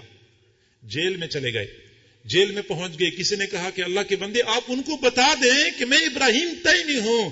ان کے الفاظ یہ یاد رکھنے کے قابل ہیں. فرمایا جی ہاں میں یہ کہہ سکتا ہوں, میں آسانی سے جان چھڑا سکتا ہوں, لیکن میں یہ سوچ رہا ہوں کہ میں تو کسی کام کا ہوں نہیں. میں اگر جیل میں رہا دین کا کوئی نقصان نہیں ہوگا. ابراہیم نخعی اگر جیل میں چلے گئے دین کا بڑا نقصان ہو جائے گا, دین کا کام رک جائے گا. میں جیل برداشت کر لوں گا, لیکن ابراہیم نخعی آزادی کے ساتھ دین کا کام کرتے رہیں. حجاج بن یوسف کی وہ جیل اتنی بدنام زمانہ تھی, صرف چار دیواری پر مشتمل تھی, صرف چار دیواری. اس میں نہ کوئی سائے کا انتظام تھا, بارش سے بچنے کا انتظام نہیں تھا, دھوپ سے بچنے کا انتظام نہیں تھا, قضائے حاجت کی کوئی جگہ نہیں تھی. 6 مہینے اسی جیل میں گزارے. علامہ ذہبی رحمت اللہ علیہ فرماتے ہیں کہ 6 مہینے کے بعد ابراہیم تیمی رحمت اللہ علیہ کی والدہ ملاقات کے لیے آئی. اپنی والدہ, وہ جیل کی سختیاں اتنی تھیں, جیل میں شدت اتنی تھی, بدل گئے تھے, ہیئت بدل گئی تھی. اپنی والدہ اپنے بیٹے کو نہ پہچان سکی, نہ پہچان سکی. اتنی شدت, اتنی سختیاں برداشت کر لیں. کیوں؟ اس لیے کہ ابراہیم نخعی دین کا کام کر رہے ہیں، وہ کام کرتے رہیں حتیٰ کہ اسی جیل سے پھر ابراہیم تیمی رحمت اللہ علیہ کا جنازہ اٹھ گیا۔ ہمیں چاہیے کہ ہم اپنے مسلمان بھائیوں کے لیے رحمت کا باعث بنیں، زحمت کا باعث نہ بنیں، ان کی پریشانی کا ذریعہ نہ بنیں، ان کے لیے راحتوں کا ذریعہ بن جائیں۔ ہمارے اکابر، ہمارے سلف صالحین کا یہی طریقہ رہا ہے کہ بروں کے ساتھ بھی اچھائی کیا کرتے تھے۔ حضرت علی حجویری رحمت اللہ علیہ، حضرت علی حجویری رحمت اللہ علیہ کشتی میں سفر کر رہے تھے، تیز ہوا چل رہی تھی، خطرہ تھا کہ یہ ٹوپی ہوا کے ساتھ اڑ جائے گی اور دریا میں گر جائے گی، تو ٹوپی ہاتھ میں پکڑ لی اور کشتی میں مراقبے کی حالت میں بیٹھ گئے۔ کشتی میں چند اوباش نوجوان بھی تھے، انہوں نے دیکھا کہ کوئی صوفی قسم کا بندہ ہے، سر جھکا کے بیٹھا ہے، دیکھ لیا کہ حضرت نے نیا نیا حلق کروایا ہوا ہے، سر بالکل صاف ستھرا ہے۔ ایک نوجوان کو شرارت سوجھی، وہ کھڑا ہو گیا، حضرت کے سر پہ ہاتھ پھیرا اور باقی ساتھیوں سے کہا کہ بالکل نرم اور ہموار ہے۔ اگلا نوجوان اٹھ گیا، اس نے بھی شرارت میں ایک قدم آگے بڑھ کے مظاہرہ کر لیا، حضرت کے سر پہ ہاتھ بھی پھیرا اور ہلکا سا تھپڑ بھی لگایا۔ لوگوں نے کہا لگانا شروع کر دیا۔ اگلا نوجوان اٹھ کے آ گیا، سر پہ ہاتھ بھی پھیرا اور کہا وہ تھپڑ بھی مارا۔ لوگ کہے لگا رہے تھے۔ اس وقت کشتی میں گستاخی کا، بے ادبی کا طوفان برپا ہو گیا، سارے لوگ کہے لگا رہے تھے اور حضرت علی حجویری رحمت اللہ علیہ آنکھ اٹھا کے دیکھ بھی نہیں رہے تھے کہ کون یہ کر رہا ہے اور میرے ساتھ ایسا کیوں ہو رہا ہے۔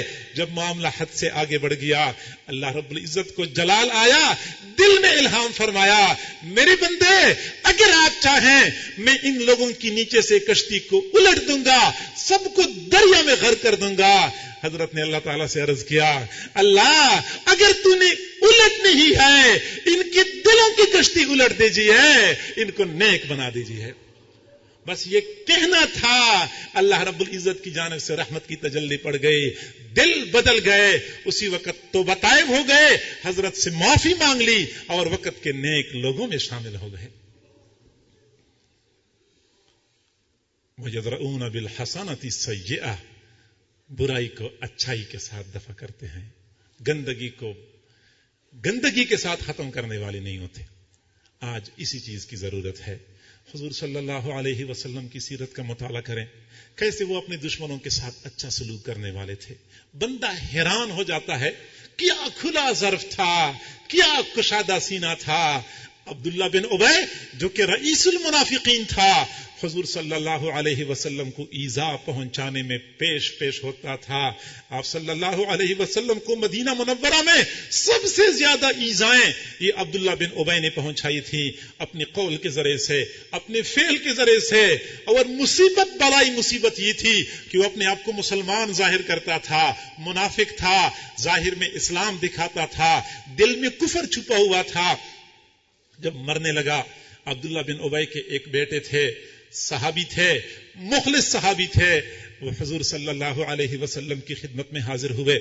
عرض کیا، اللہ کے نبی، میرا والد مر رہا ہے، آپ بھی جانتے ہیں کہ میرا والد کون ہے، لیکن پھر بھی میرے سینے میں ایک بیٹے کا دل ہے، میرا جی چاہتا ہے کہ میرا والد اللہ کے عذاب سے بچ جائے۔ میں 2 درخواستیں لے کے آیا ہوں، ایک تو یہ کہ میرا والد جب مر جائے میں نے کفن پہنانا ہے، آپ اگر مجھے اپنا کرتا عنایت فرمائیں، میں اپنے والد کو یہ کرتا کفن کے طور پہ پہنا دوں، ممکن ہے اس کرتی کی برکت سے عذاب سے بچ جائے یا کم از کم عذاب میں کچھ تخفیف ہو جائے۔ دوسری بات یہ کہ جب میرا والد فوت ہو جائے، مر جائے، تو جنازہ بھی آپ نے پڑھانا ہے۔ حضور صلی اللہ علیہ وسلم نے اسی وقت اپنا کرتا، اپنی قمیض عنایت فرمائی کہ یہ لے جائیں، جب والد فوت ہو جائے تو یہ پہنا دیں، جنازہ تیار ہو جائے تو مجھے بتا دینا، میں وہاں پہ حاضر ہو جاؤں گا، میں جنازہ پڑھا لوں گا۔ آپ اندازہ لگائیں، حضرت عائشہ صدیقہ رضی اللہ تعالی عنہا جیسی طاہرہ مطہرہ خاتون تھی، اس پر بھی الزام لگایا تھا، عبداللہ بن ابی نے اور اس بات کو آگے پھیلانے میں سب سے پیش رہتا تھا. حضور صلی اللہ علیہ وسلم کو بہت تکلیف پہنچی تھی. وہی عبداللہ بن ابی جب مردار ہو رہا ہے، آپ صلی اللہ علیہ وسلم اپنا کرتبی عنایت فرماتے ہیں، جنازہ پڑھانے کا ارادہ بھی فرماتے ہیں، حتیٰ کہ عبداللہ جو عبداللہ بن ابی کا بیٹا تھا وہ اپنے گھر چلا گیا. والد کا جب انتقال ہو گیا، وہ عبداللہ بن ابی مر گیا، کرتا پہنایا گیا، جنازہ تیار ہو گیا. حضور صلی اللہ علیہ وسلم کو اطلاع مل گئی. آپ صلی اللہ علیہ وسلم جنازہ پڑھانے کے لیے آگے بڑھے. حضرت عمر رضی اللہ تعالیٰ عنہ جو کفر کے معاملے میں بڑے شدید تھے، فرماتے ہیں مجھ سے برداشت نہ ہوا، میں نے حضور کا دامن پکڑ لیا. میں نے کہا کہاں جا رہے ہیں؟ فرمایا عبداللہ بن ابی کا جنازہ پڑھانے جا رہا ہوں. میں نے عرض کیا اللہ کی نبی آپ کو معلوم نہیں ہے کہ عبداللہ بن ابی کون بندہ ہے؟ اس نے فلاں دن ایسی بات کی تھی، فلاں دن وہ بات کی تھی، میری امی حضرت عائشہ پہ الزام لگایا تھا، ہم سے تو یہ برداشت نہیں ہو سکتا، آپ اس کا جنازہ پڑھانے جا رہے ہیں. میرے محبوب نے فرمایا عمر میں اس کا جنازہ پڑھاؤں گا. میں نے پھر عرض کیا اللہ کی نبی، اللہ نے آپ کو فرمایا ہے سواء علیہم استغفرت لہم ام لم تستغفر لہم لن یغفر اللہ لہم. آپ ان کے لیے مغفرت مانگیں گے یا نہیں مانگیں گے، اللہ نے ان کی مغفرت نہیں کرنی. اگر ان کی مغفرت نہیں ہونی پھر آپ ان کا جنازہ کیوں پڑھاتے ہیں؟ حضرت عمر رضی اللہ تعالیٰ عنہ فرماتے ہیں کہ حضور صلی اللہ علیہ وسلم نے میری طرف دیکھا، مسکرائے، اپنا دامن مجھ سے چھڑایا اور فرمایا دعنی یا عمر، دعنی یا عمر، عمر مجھے چھوڑ دو، مجھے جنازہ پڑھانے دو. میرا جنازہ پڑھانے سے میں اس کا جنازہ پڑھاؤں گا، اس کی مغفرت ہوگی یا نہیں ہوگی مجھے اس بات کا یقین ہے. میں جنازہ پڑھاؤں گا، اس کے خاندان کے 1000 بندے مسلمان ہو جائیں گے. مورخین نے لکھا ہے وہ رحمت عالم آگے بڑھ گئے، عبداللہ بن ابی کا جنازہ پڑھایا. مورخین کہتے ہیں جنازہ پڑھانے کے بعد عبداللہ بن ابی کے خاندان کے 1000 سے زیادہ بندے کلمہ پڑھ کے مسلمان ہو گئے.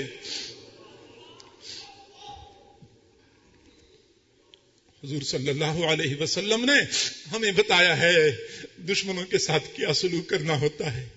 جو کسی کے گھر والوں پہ الزام لگائے کوئی چھوٹی بات نہیں ہے، حوصلے والے برداشت کر سکتے ہیں، عام بندہ نہیں. حضور صلی اللہ علیہ وسلم، حضرت عائشہ صدیقہ رضی اللہ تعالی عنہا، ایسے حضرات پہ جب الزام لگا، 1 مہینہ حضور صلی اللہ علیہ وسلم کا ایسا گزرا تھا، انتہائی بے چینی کے عالم میں تھے. حضرت عائشہ صدیقہ رضی اللہ تعالیٰ عنہ پہ تہمت لگی تھی، وحی بھی نازل نہیں ہو رہی تھی. آپ صلی اللہ علیہ وسلم بہت پریشان تھے. حضرت عائشہ صدیقہ رضی اللہ تعالیٰ عنہ فرماتی ہیں جب حضور صلی اللہ علیہ وسلم آخری موقع پہ ابھی آیات نازل نہیں ہوئی تھی، میرے پاس تشریف لائے، فرمایا عائشہ اگر یہ غلطی ہو چکی ہے تو آپ توبہ کر لیں، اللہ تعالیٰ معاف فرمائیں گے. حضرت عائشہ صدیقہ فرماتی ہے میں نے سنا، میں نے کہا اللہ کی نبی آپ بھی یہی باتیں کرنے لگ گئے. میں اگر اس وقت یہ کہہ دوں کہ میں نے غلطی نہیں کی ہے، آپ لوگوں نے میری بات نہیں ماننی. اگر میں مان جاؤں کہ میں نے غلطی کی ہے، میرے اللہ کو پتا ہے کہ میں نے کوئی غلطی نہیں کی ہے.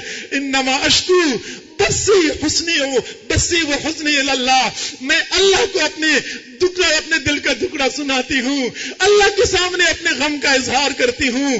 میرے سامنے حضرت یعقوب علیہ السلام کی مثال موجود ہے، میں اپنے اللہ کو اپنا کارساز بناتی ہوں. فرماتی ہیں تھوڑی دیر گزری تھی، میرے محبوب صلی اللہ علیہ وسلم پر وحی کی کیفیت طاری ہو گئی. جب حضور پر وحی نازل ہوتی تھی، شدید سردی کے موسم میں پیشانی پسینہ پسینہ ہو جاتی تھی، موتی کی طرح سفید قطرے ٹپکنا شروع ہو گئے. میں سمجھ گئی میرے محبوب پہ وحی نازل ہو رہی ہے. تھوڑی دیر بعد جب وحی کی کیفیت ختم ہو گئی میرے محبوب صلی اللہ علیہ وسلم مسکرا رہے تھے اور فرمایا عائشہ یا عائشہ اما ربک فقد برأک اللہ، اے عائشہ آپ کے رب نے آپ کی برات کا اعلان فرما دیا۔ پھر حضور صلی اللہ علیہ وسلم نے 10 آیات تلاوت فرمائی۔ حضرت عائشہ صدیقہ رضی اللہ تعالیٰ عنہ کو ان کی والدہ نے کہا کہ عائشہ اب کھڑی ہو جا، حضور کا شکریہ ادا کر لو، حضور کا شکریہ ادا کرو۔ حضرت عائشہ ناز کے عالم میں تھی، فرمانے لگی میں اللہ کے سوا کسی اور کا شکریہ ادا نہیں کروں گی، میں صرف اپنے اللہ کا شکریہ ادا کرتی ہوں جس نے میری برات کا اظہار فرمایا ہے۔ قیامت تک یہی 10 آیتیں تلاوت کی جاتی رہیں گی، حضرت عائشہ صدیقہ رضی اللہ تعالیٰ عنہ کی پاک دامنی کی گواہی دیتی رہیں گی۔ حوصلے کی بات ہوتی ہے، میرے محبوب کا حوصلہ یا میرے محبوب کے سچے جانشینوں کا حوصلہ ہوتا ہے۔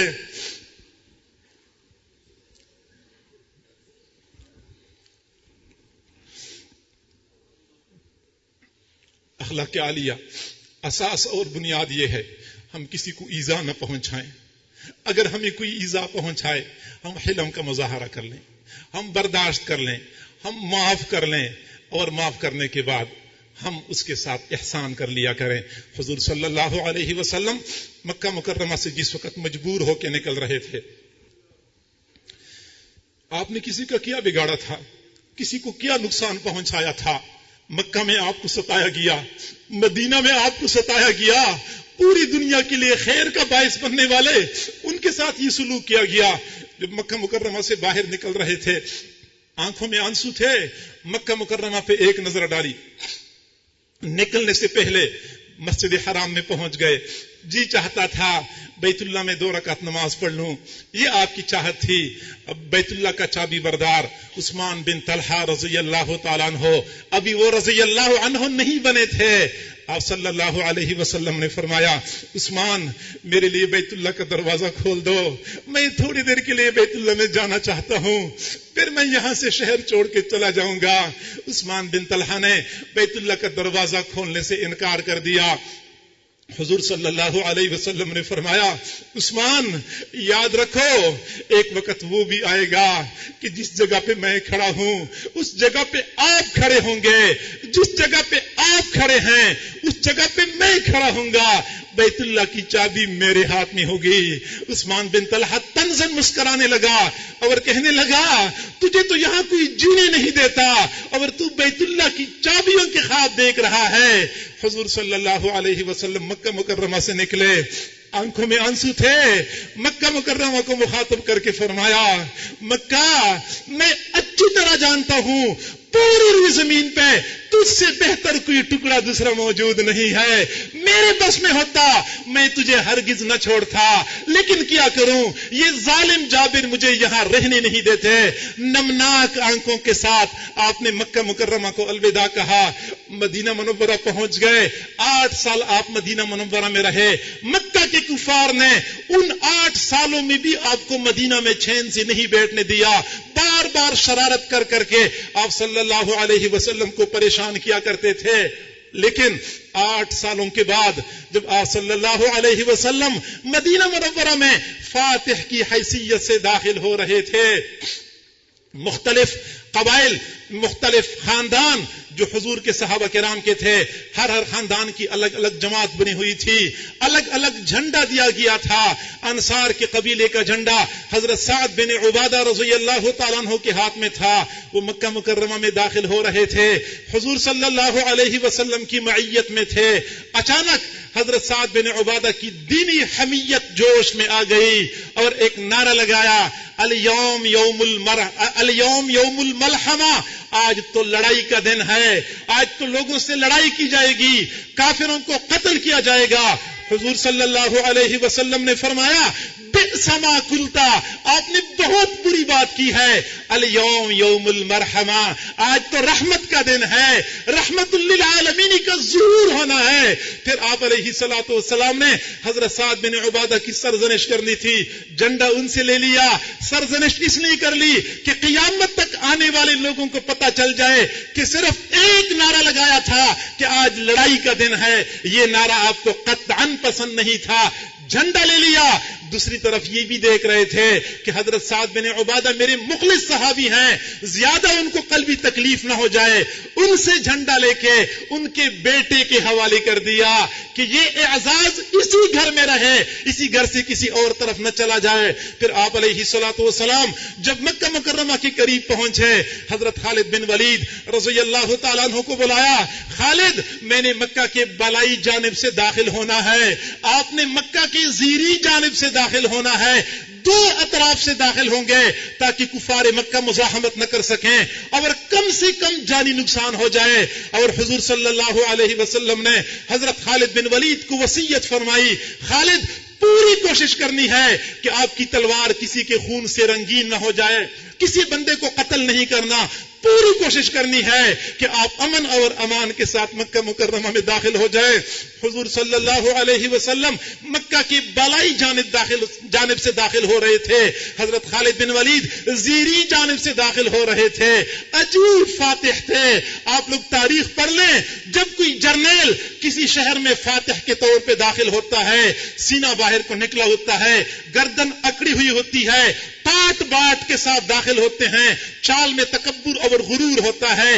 ये कैसे फाते हैं, ऊंट के ऊपर सवार हैं, सवारी पे सवार होके निहायत ही आजिजी के साथ मक्का मुकर्रमा में दाखिल हो रहे हैं। न गर्दन अकड़ी हुई, न सीना बाहर को निकला हुआ, न हट्टो बच्चों के नारे हैं, सर मुबारक झुका हुआ है, जुबान मुबारक पे सूरतुल फतह की आयात की तिलावत जारी है, इन्ना फतहना लका फतहम मुबीना, और सर मुबारक इतना झुका हुआ है, इतना झुका हुआ है कि आपकी पेशानी ऊंट के पालान के लकड़ी के साथ लग रही थी। ऐसी आजिजी के साथ आप मक्का मुकर्रमा में दाखिल हो गए। मक्का मुकर्रमा में आपने अमन व अमान का जायजा लिया, मुतमईन हो गए। मक्का में दाखिल होने से पहले अमूमी ऐलान किया गया था कि जो बंदा अहले मक्का में से मस्जिद हराम में पनाह ले ले वो मामून होगा, जो बंदा हजरत अबू सुफियान रज़ियल्लाहु अन्हु के घर में पनाह ले ले वो भी मामून होगा, जो बंदा अपने घर का दरवाजा बंद करके घर के अंदर पनाह ले ले वो बंदा भी मामून होगा। मस्जिद हराम में तशरीफ लाए, इंतजार कर रहे थे हजरत खालिद बिन वलीद किस अंदाज से दाखिल हो रहे हैं। हजरत खालिद बिन वलीद को दूर से देखा, खालिद बिन वलीद की तलवार चमक रही थी। आप सल्लल्लाहु अलैहि वसल्लम ने फरमाया, अम्मा खालिद फकद कतल अहदन, मुझे तो यूं नजर आ रहा है जैसा कि खालिद बिन वलीद ने किसी को कत्ल किया है। खालिद बिन वलीद की तलवार मुझे सुर्ख नजर आ रही है। खालिद बिन वलीद करीब आए, फरमाया खालिद क्या हो गया, मुझे तो नजर आ रहा है कि आपकी तलवार खून से रंगीन है। हजरत खालिद बिन वलीद ने अर्ज किया, अल्लाह की नबी मैंने तो पूरी कोशिश कर ली कि मेरे हाथ से कोई बंदा कत्ल न हो जाए। मेरे सामने 7 या 8 सर फेरे नौजवान खड़े हो गए, मैंने उनको बहुत समझाया मुझे रास्ता दे दो, मैंने तुम्हें कुछ भी नहीं कहना, लेकिन वो मुझे रास्ता नहीं दे रहे थे, मुझे मजबूरन तलवार चलानी पड़ गई। 7 या 8 बंदे कत्ल हो चुके हैं। मेरे महबूब सल्लल्लाहु अलैहि वसल्लम की आंखों से मोटे मोटे आंसू गिरना शुरू हो गए। फरमाया अल्लाह को जो मंजूर होता है वो होके रहता है। आप अंदाजा तो लगाए, मक्का मुकर्रमा जैसा बड़ा शहर फतह हो गया, सिर्फ 7 या 8 बंदे कत्ल हो गए, उसमें भी आपके मोटे मोटे आंसू गिर रहे थे। मस्जिद हराम में पहुंच गए। उस्मान बिन तलहा जिसने 8 साल पहले हुजूर सल्लल्लाहु अलैहि वसल्लम के लिए बैतुल्लाह का दरवाजा नहीं खोला था, वो मस्जिद हराम के कोने में हजरत और यास की तस्वीर बने हुए खड़े थे। उनको साफ नजर आ रहा था आज मुझसे बैतुल्लाह की चाबी ली जाएगी, ये सआदत मेरे से छिन जाएगी, ये एजाज मेरे से लिया जाएगा। حضور صلی اللہ علیہ وسلم نے مسجد حرام میں دائیں بائیں دیکھا، اب وہ عثمان بن طلحہ دور کھڑے تھے، اشارہ کر دیا، قریب بلایا، عثمان بن طلحہ کی ٹانگیں بھی کانپ رہی تھی، ہاتھ بھی کانپ رہے تھے، نظر آ رہا تھا کتنی بڑی نعمت سے محروم ہو رہا ہوں۔ قریب آ کے حضور نے فرمایا چابی دے دو، کانپتے ہاتھوں کے ساتھ چابی حضور کو پکڑا دی۔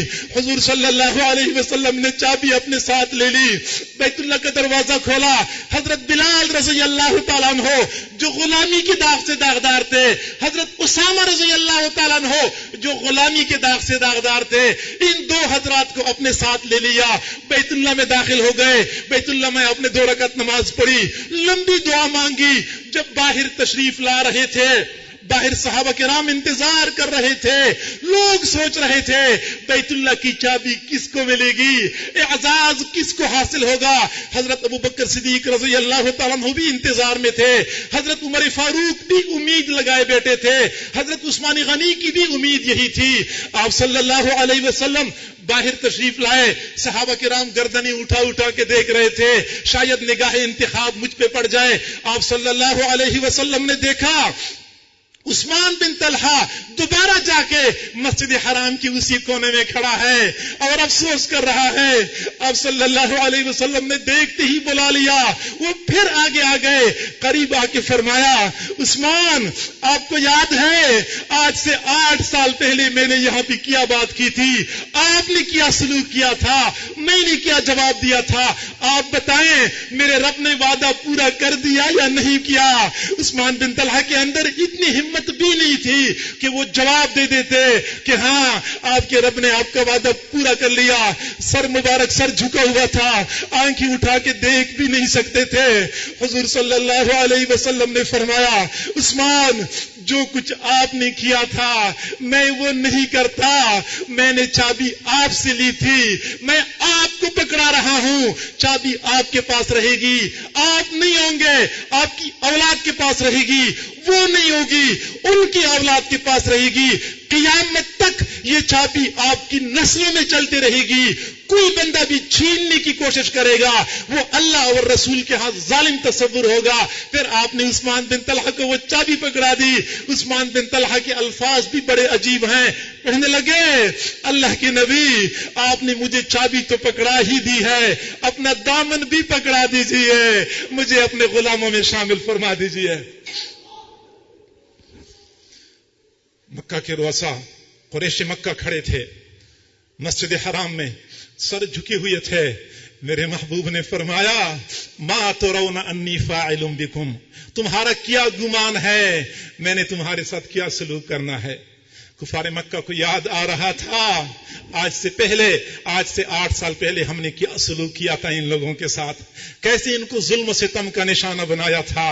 لیکن پھر بھی حضور صلی اللہ علیہ وسلم کے اخلاق ایسے تھے، ان کو امید تھی کہ اچھا فیصلہ ہوگا۔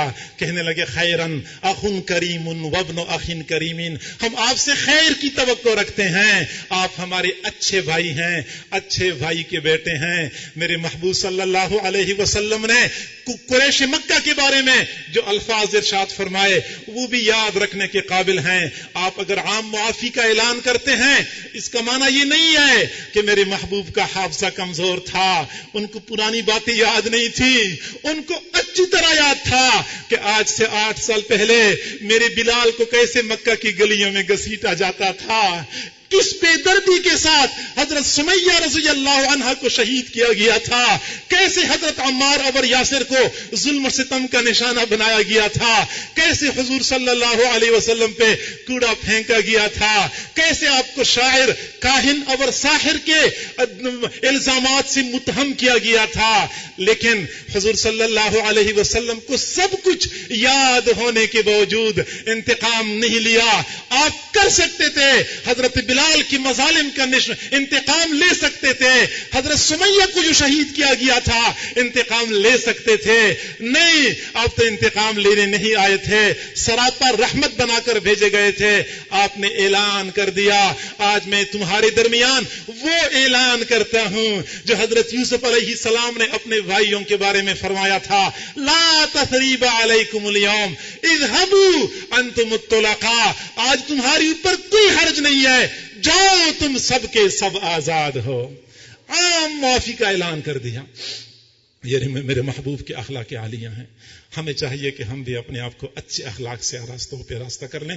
اب آخری بات میں عرض کرتا ہوں کہ ہم اچھے اخلاق سے کیسے مزین ہو سکتے ہیں, اچھے اخلاق کے حامل کیسے بن سکتے ہیں. معزز سامعین, ہمارے مدارس عربیہ میں جو علم پڑھایا جاتا ہے ان کو علوم شریعت کہتے ہیں. علوم شریعت میں بہت سارے مسائل پڑھائے جاتے ہیں, جائز ناجائز کے مسائل پڑھائے جاتے ہیں, حرام حلال کے مسائل پڑھائے جاتے ہیں, اولا غیر اولا کے مسائل پڑھائے جاتے ہیں.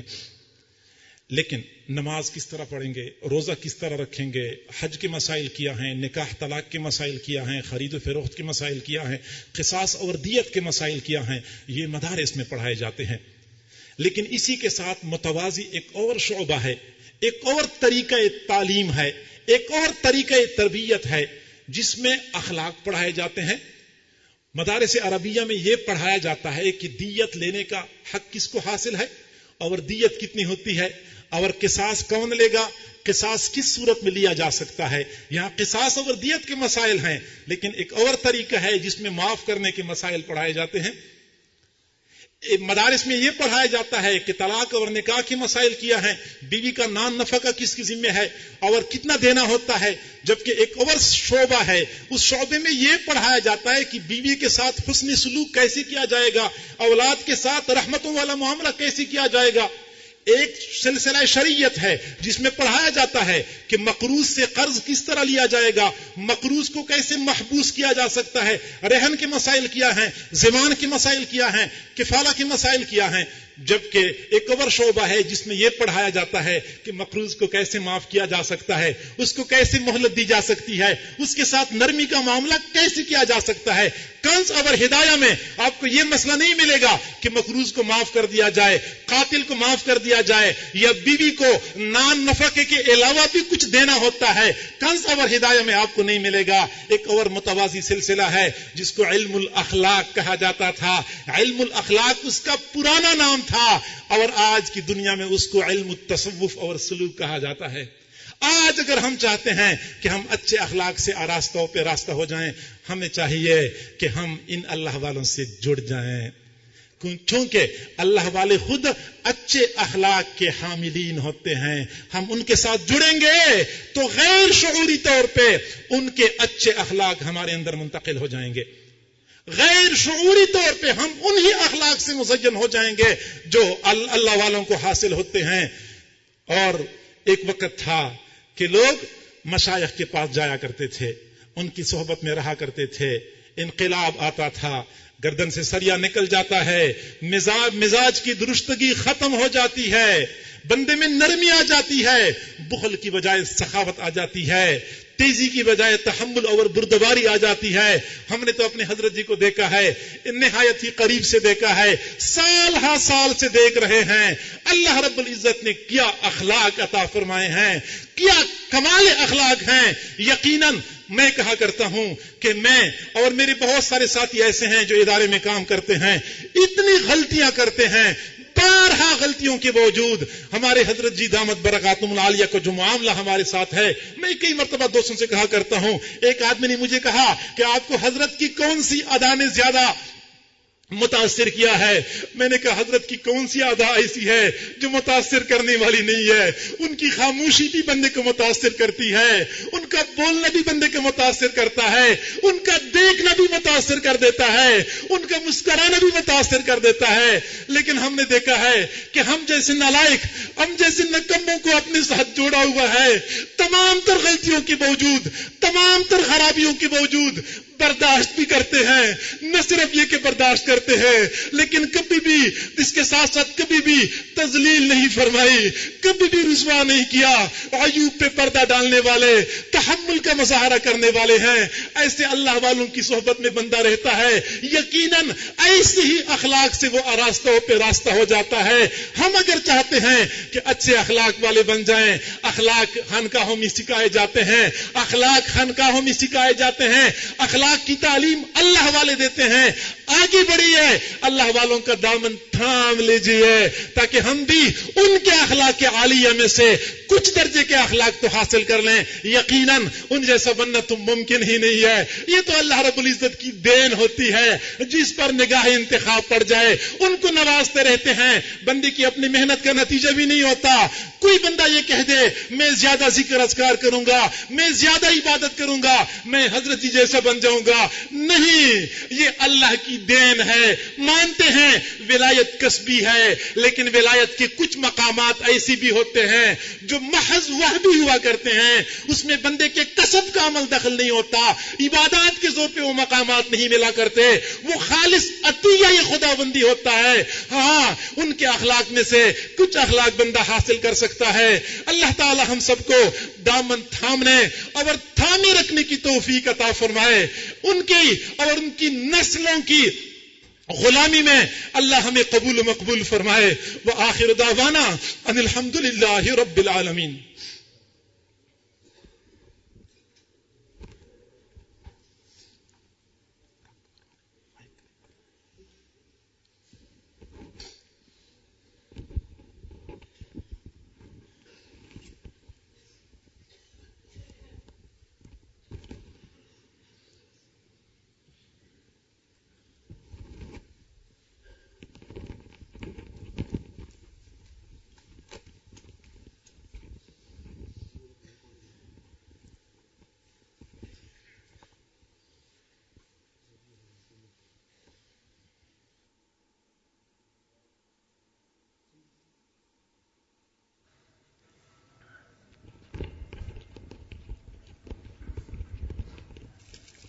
جو حضرات توبہ طائب ہونے کی نیت سے آئے ہیں وہ دل میں یہ نیت کر لیں کہ ہم زندگی کے پچھلے سب گناہوں سے سچی پکی توبہ کر رہے ہیں اور آئندہ نیکوکاری کی زندگی گزارنے کا دل میں ارادہ کر رہے ہیں۔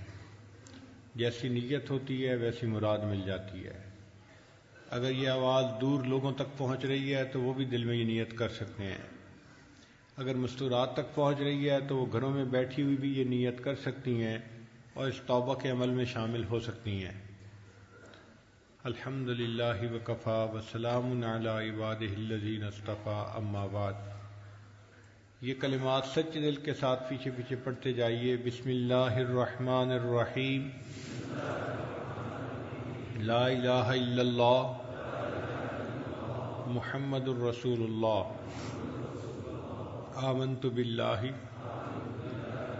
وملائکتہ وکتبہ ورسلہ والیوم الآخر والقدر خیرہ وشرہ من اللہ تعالی والبعث بعد الموت، آمنت باللہ کما ہوا باسمائہ وصفاتہ وقبلت جمیع احکامہ اقرار باللسان وتصدیق بالقلب، اشہد ان لا الہ الا اللہ واشہد ان محمدا عبدہ ورسولہ، استغفر اللہ ربی من کل ذنب واتوب الیہ برحمتک یا ارحم الراحمین۔ ان کلمات کو پڑھنے سے آپ سلسلے میں داخل ہو چکے ہیں، توبہ طائب ہو چکے ہیں۔ چند معمولات ہیں جن کو باقاعدگی سے کریں گے تو اللہ تعالیٰ دل کو منور فرمائیں گے۔ ان میں پہلی چیز ہے 100 مرتبہ استغفار صبح اور شام پڑھنا، اللہ استغفر اللہ ربی من کل ذنب و اتوب الیہ۔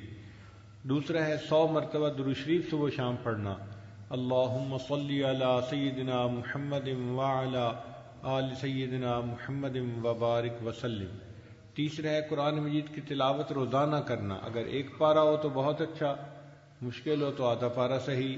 جو حفاظ ہیں وہ اپنی منزل کے حساب سے پڑھیں، ترتیب کے حساب سے پڑھیں۔ چوتھی چیز ہے چلتے پھرتے دل میں اللہ تعالیٰ کو یاد کرنا، اس کو کہتے ہیں وقوف قلبی۔ دست بکار دل بیار، ہاتھ کام کاج میں مشغول اور دل اللہ تعالیٰ کی یاد میں مشغول۔ اور پانچویں چیز ہے مراقبہ۔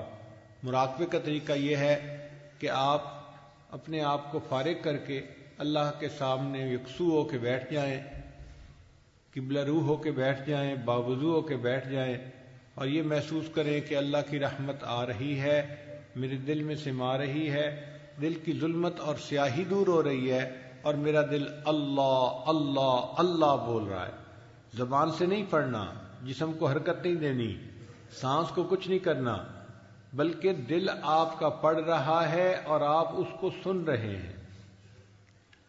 اس کو ذکر قلبی کہتے ہیں۔ اس طرح مراقبے میں بیٹھیں گے تو اللہ تعالیٰ آپ کے دل کو منور فرمائیں گے۔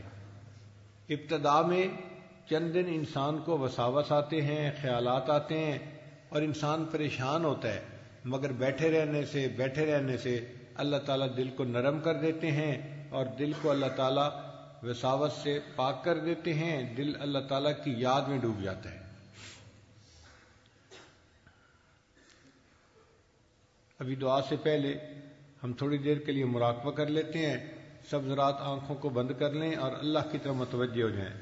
جو حضرات جذبے میں اونچا زبان سے اللہ اللہ کہنا شروع کر دیتے ہیں، ان کی خدمت میں گزارش ہے کہ ہمارا طریق نقشبندیہ ہے، اس میں خاموش ذکر ہوتا ہے، زبان سے اونچا اللہ کہنا اس کی اجازت نہیں ہوتی، تو وہ حضرات اپنے جذبات پہ قابو پائیں اور اونچی آواز سے اللہ کہنے سے پرہیز کریں۔ جتنی خاموشی زیادہ ہوگی اتنا مراقبہ بہتر ہوگا۔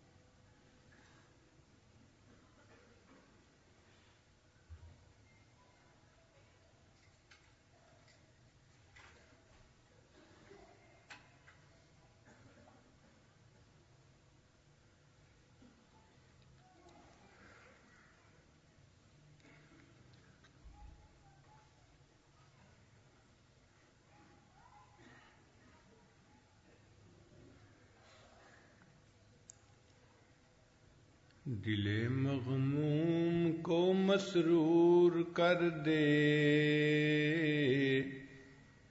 دل بے نور کو پر نور کر دے، دل مغموم کو مسرور کر دے، دل بے نور کو پر نور کر دے، فروزاں دل میں شمع طور کر دے، یہ گوشہ نور سے معمور کر دے، میرا ظاہر سنور جائے الہی، میرے باطن کی ظلمت دور کر دے، میرا ظاہر سنور جائے الہی،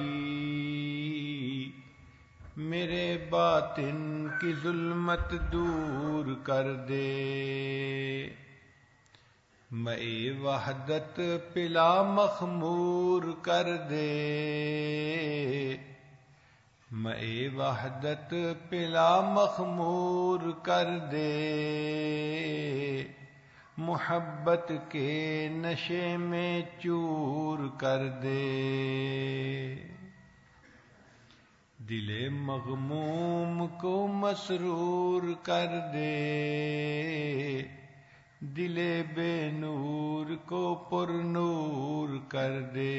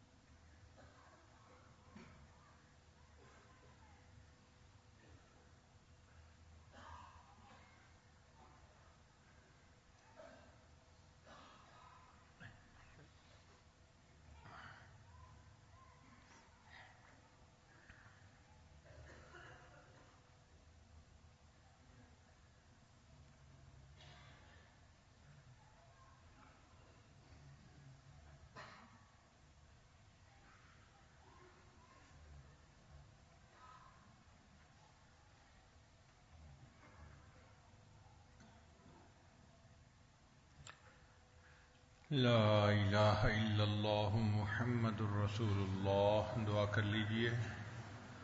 سبحان ربی العلی الوہاب. اللہم صلی علی سیدنا محمد وعلی آل سیدنا محمد وبارک وسلم. اے رب کریم، ہم آپ کے عاجز مسکین بندے ہیں. ہمارے گناہوں کو معاف فرما، ہماری خطاؤں سے درگزر فرما، ہمارے عیبوں کی پردہ پوشی فرما. اللہ ہماری نگاہوں کو پاک فرما، ہمارے دلوں کو صاف فرما، ہمارے سینوں کو اپنی محبت سے لبریز فرما. اے اللہ اپنی محبت ہمارے دلوں میں لبریز فرما. رب کریم، ہمارے علم میں برکت عطا فرما، عمل میں برکت عطا فرما، رزق میں برکت عطا فرما، صحت میں برکت عطا فرما، دین میں برکت عطا فرما. برکتوں والی زندگی نصیب فرما، آنے والے وقت کو گزرے وقت سے بہتر فرما. اے اللہ ہمیں اچھے اخلاق والی زندگی نصیب فرما. رب کریم، ہمیں تحمل والی زندگی نصیب فرما. اے اللہ معافی اور درگزر والی صفت نصیب فرما. اے اللہ رحم اور ترس کھانے والی صفت نصیب فرما.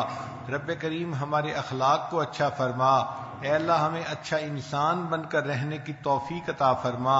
اے اللہ ہمیں گھر میں اچھا والد بن کر رہنے کی توفیق عطا فرما، اچھا شوہر بن کر رہنے کی توفیق عطا فرما، اچھا بھائی بن کر رہنے کی توفیق عطا فرما، اچھا بیٹا بن کر رہنے کی توفیق عطا فرما. اے اللہ معاشرے کا ایک اچھا فرد بن کر رہنے کی توفیق عطا فرما. اے اللہ ایک اچھا بندہ بن کر زندگی گزارنے کی توفیق عطا فرما. رب کریم، ہم پر رحمت کی نظر فرما. اے اللہ دوستی کے رنگ میں دشمنی کرنے والوں سے محفوظ فرما. اے اللہ ہمارے ہدایت ملنے کے بعد گمراہی سے محفوظ فرما، عزتیں ملنے کے بعد ذلت سے محفوظ فرما. اے رب کریم، اپنے قرب کے بعد دوری سے محفوظ فرما. ہماری ان دعاؤں کو اپنی رحمت سے قبول فرما. اے اللہ مجمع میں جتنے لوگ ہیں ان کے دل کی نیک مرادوں اور تمناؤں کو پورا فرما. رب کریم، جو مشکلات میں ہیں ان کی مشکلات کو آسان فرما، جو مصیبتوں میں پھنسے ہیں مصیبتوں کو دور فرما. اے اللہ رحمت کا معاملہ فرما. اے اللہ ذلت سے محفوظ فرما، علت سے محفوظ فرما، قلت سے محفوظ فرما. رب کریم، آپ نے قرآن مجید میں فرمایا وَأَمَّا السَّائِلَ فَلَا تَنْهَرْ، اور سوالی کو انکار نہ کرو. جب ہم کمزوروں کو حکم ہے ہم سوالی کو انکار نہ کریں. اے اللہ ہم بھی تو آپ کے در کے سوالی ہیں. اے کریم آقا، آپ بھی انکار نہ فرمائیے. اے اللہ ہمیں اپنے در سے خالی نہ اٹھائیے. رب کریم، ہم نے دنیا کے فقیر کو دیکھا ہے کہ جب بڑا دروازہ دیکھتا ہے اونچی صدا لگاتا ہے، اس کو یقین ہوتا ہے دروازہ کھل گیا، میرے بچوں کا فاقہ ختم ہو جائے گا. اے اللہ ہم تو آپ کے دروازے سے مانگ رہے ہیں جو کائنات کا سب سے بڑا دروازہ ہے. اے اللہ اپنی رحمت کا دروازہ کھول دیجئے اور ہماری جھولیاں بھر دیجئے، امیدوں سے بڑھ کر عطا فرما دیجئے.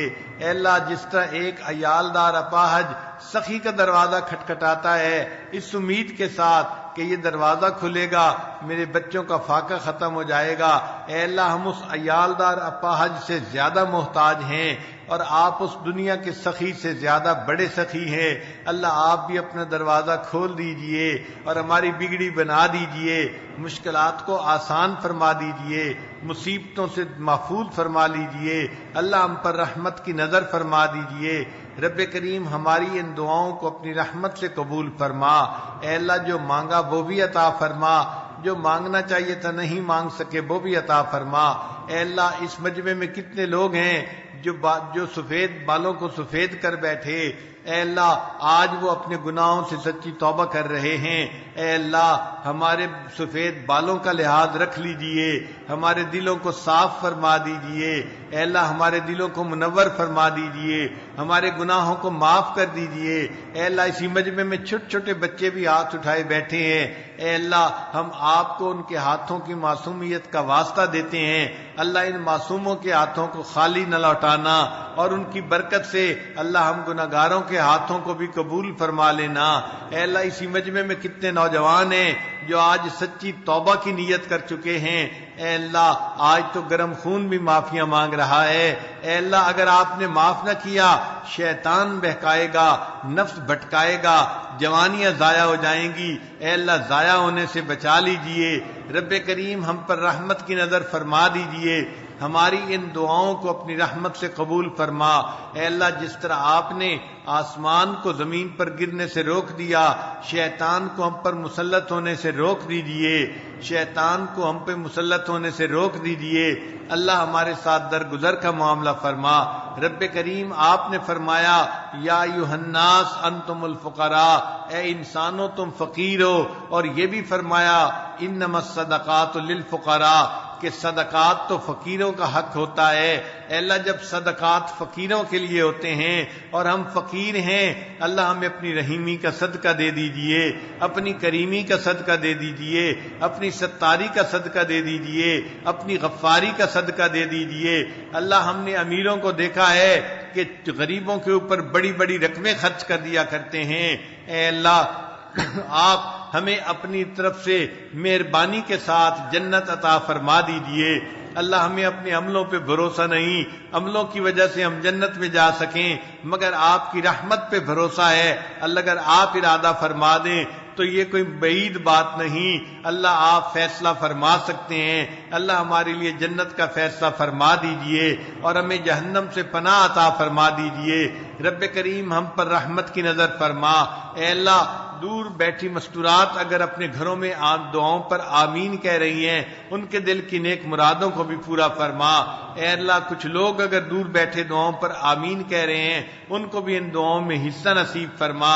رب کریم جو لوگ دور قریب سے چل کے اس اجتماع میں آئے ہیں، اللہ ان کا آنا قبول فرما، اور اس آنے کے بدلے اللہ ان کے گناہوں کو معاف فرما، خطاؤں سے درگزر فرما، عیبوں کی پردہ پوشی فرما۔ اے اللہ وہ فرعون جو انا ربکم الاعلی کا دعویٰ کیا کرتا تھا، آپ نے اس کے پاس موسیٰ علیہ السلام کو بھیجا تو فرمایا فقولا لہ قولا لینا، اس کے ساتھ نرم گفتگو کرنا، نرمی کا معاملہ کرنا۔ اے اللہ جو انا ربکم الاعلی کا دعویٰ کرتا ہے، اگر آپ اس کے ساتھ نرمی کا معاملہ کا حکم فرماتے ہیں، اے اللہ یہ جتنا مجمع یہاں موجود ہے، یہ دن میں درجنوں مرتبہ سجدے میں سر رکھ کر سبحان ربی الاعلی کا اقرار کرتے ہیں، اے اللہ ان کے ساتھ نرمی کا معاملہ فرما لیجئے۔ اے اللہ آج اس مجمع کے ساتھ نرمی کا معاملہ فرما لیجئے۔ اے اللہ سب کے گناہوں کو معاف کر دیجئے۔ اے اللہ اس دعا مکمل ہونے سے پہلے سب کو معافی عطا فرما دیجئے۔ رب کریم رحمت کا معاملہ فرما، ہماری ان دعاؤں کو اپنی رحمت سے قبول فرما۔ پروردگار عالم مہربانی کا معاملہ فرما۔ اے اللہ دنیا میں ہم نے دیکھا ہے فقیر کو ایک دروازے سے نہیں ملتا، وہ دوسرے پہ چلا جاتا ہے، نہیں ملے تیسرے پہ چلا جاتا ہے، اس کا تو کوئی مسئلہ نہیں۔ اے اللہ مسئلہ تو ہمارا ہے جن کے پاس ایک ہی دروازہ ہے۔ اے اللہ ہم اچھی طرح جانتے ہیں جو آپ کے دروازے سے خالی چلا جاتا ہے وہی شقی اور بدبخت ہوتا ہے۔ اے اللہ ہمیں شقی اور بدبخت بننے سے بچا لیجئے، ہمیں اپنے در سے خالی نہ اٹھائیے۔ اے اللہ ہمیں اپنے در سے دھکے نہ دیجئے، اے اللہ ہمیں جھڑکیاں نہ دیجئے۔ رب کریم مہربانی کا معاملہ فرما، ہماری ان دعاؤں کو اپنی رحمت سے قبول فرما۔ اے اللہ جن گھروں میں جوان بچے بچیاں موجود ہیں، اے اللہ ان بچوں کے لیے بچیوں کے لیے اچھے رشتے عطا فرما، ماں باپ کے لیے ان کے فرض ادا کرنے آسان فرما۔ اے اللہ قرضوں سے محفوظ فرما، مرضوں سے محفوظ فرما، ذلت سے محفوظ فرما، علت سے محفوظ فرما، قلت سے محفوظ فرما۔ اے رب کریم جو چھوٹے پھوٹے اعمال کیے ہیں ان کو شرف قبولیت عطا فرما، اور ہمیں نیک نیک اعمال کی مزید توفیقیں عطا فرما۔ اے اللہ ہماری ان دعاؤں کو اپنی رحمت سے قبول فرما۔ رب کریم ہمیں نماز کی حضوری نصیب فرما، سجدے کا سرور نصیب فرما، قرآن پاک پڑھنے کا لطف نصیب فرما۔ اے اللہ ہماری ان دعاؤں کو اپنی رحمت سے قبول فرما۔ رب کریم ہم نے جو مانگا ہمیں عطا فرما، جو مانگنا چاہیے تھا نہیں مانگ سکے وہ بھی عطا فرما۔ اے اللہ آپ سے آپ کے انبیاء نے جو خیریں مانگی، اولیاء نے جو خیریں مانگی، وہ سب خیریں ہمیں بھی نصیب فرما، اور جن شرور سے پناہ مانگی اللہ ہمیں بھی پناہ عطا فرما۔ رب کریم ہماری ان دعاؤں کو اپنی رحمت سے قبول فرما۔ ہمیں نبی علیہ الصلوۃ والسلام کی ایک ایک سنت پر محبت کے ساتھ عمل کرنے کی توفیق عطا فرما۔ اے اللہ سر کے بالوں سے لے کر پاؤں کے ناخنوں تک ہمیں پورے جسم کو سنت کے مطابق ڈھالنے کی توفیق عطا فرما، محبت کے ساتھ سنتوں کو اپنانے کی توفیق عطا فرما۔ اے اللہ ہماری ان دعاؤں کو اپنی رحمت سے قبول فرما۔ اللہ ہمارے گھروں کو سنتوں کا گلشن بنا۔ اے اللہ ہمارے گھروں سے گناہوں کو ختم فرما۔ گھر کے جتنے افراد ہیں اللہ سب کو متقی بنا اور سب کو نیکی تقوی کی زندگی نصیب فرما۔ رب کریم ہمارے گھر کو نبی علیہ الصلوۃ والسلام کی سنتوں کا گلشن بنا۔ اے اللہ ہمارے گھروں کو مینارہ نور بنا اور اس نور کو اللہ پوری دنیا کے کونے کونے کے اندر پہنچا۔ اے اللہ ہمیں صلہ رحمی کرنے والوں میں شامل فرما۔ اے اللہ مہمان نوازی کرنے والوں میں شامل فرما۔ اے اللہ اچھے اخلاق والوں میں شامل فرما۔ رب کریم ہماری ان دعاؤں کو اپنی رحمت سے قبول فرما۔ پروردگار عالم جن دوست احباب نے دعاؤں کے لیے کہا، خط لکھے، فون کیے، یا جو ہم سے توقعات رکھتے ہیں یا جن کے ہمارے اوپر حقوق آتے ہیں، اللہ ان سب کو ان دعاؤں میں حصہ نصیب فرما۔ رب کریم ان سب کو ان دعاؤں میں حصہ نصیب فرما۔ ہمارے والدین عزیز، اقارب، مشائخ جو دنیا سے فوت ہو چکے، اللہ ان کی مغفرت فرما، اور جن کی آپ نے مغفرت کر دی ان کو قرب کے اعلیٰ ترین درجات عطا فرما۔ اے اللہ مدارس عربیہ کی حفاظت فرما، دعوت و تبلیغ کے کام کی حفاظت فرما، جہاں اللہ اللہ ہوتی ہے ان خانقاہوں کی حفاظت فرما۔ اے اللہ پوری دنیا میں جہاں دین کا کام ہو رہا ہے، جس شکل میں بھی ہو رہا ہے، اس کو شرف قبولیت عطا فرما۔ دین کا کام کرنے والے علماء مشائخ کو اے اللہ لمبی صحت والی برکتوں والی زندگی نصیب فرما۔ اے اللہ ان کے سائے کو ہمارے سروں پہ دراز فرما۔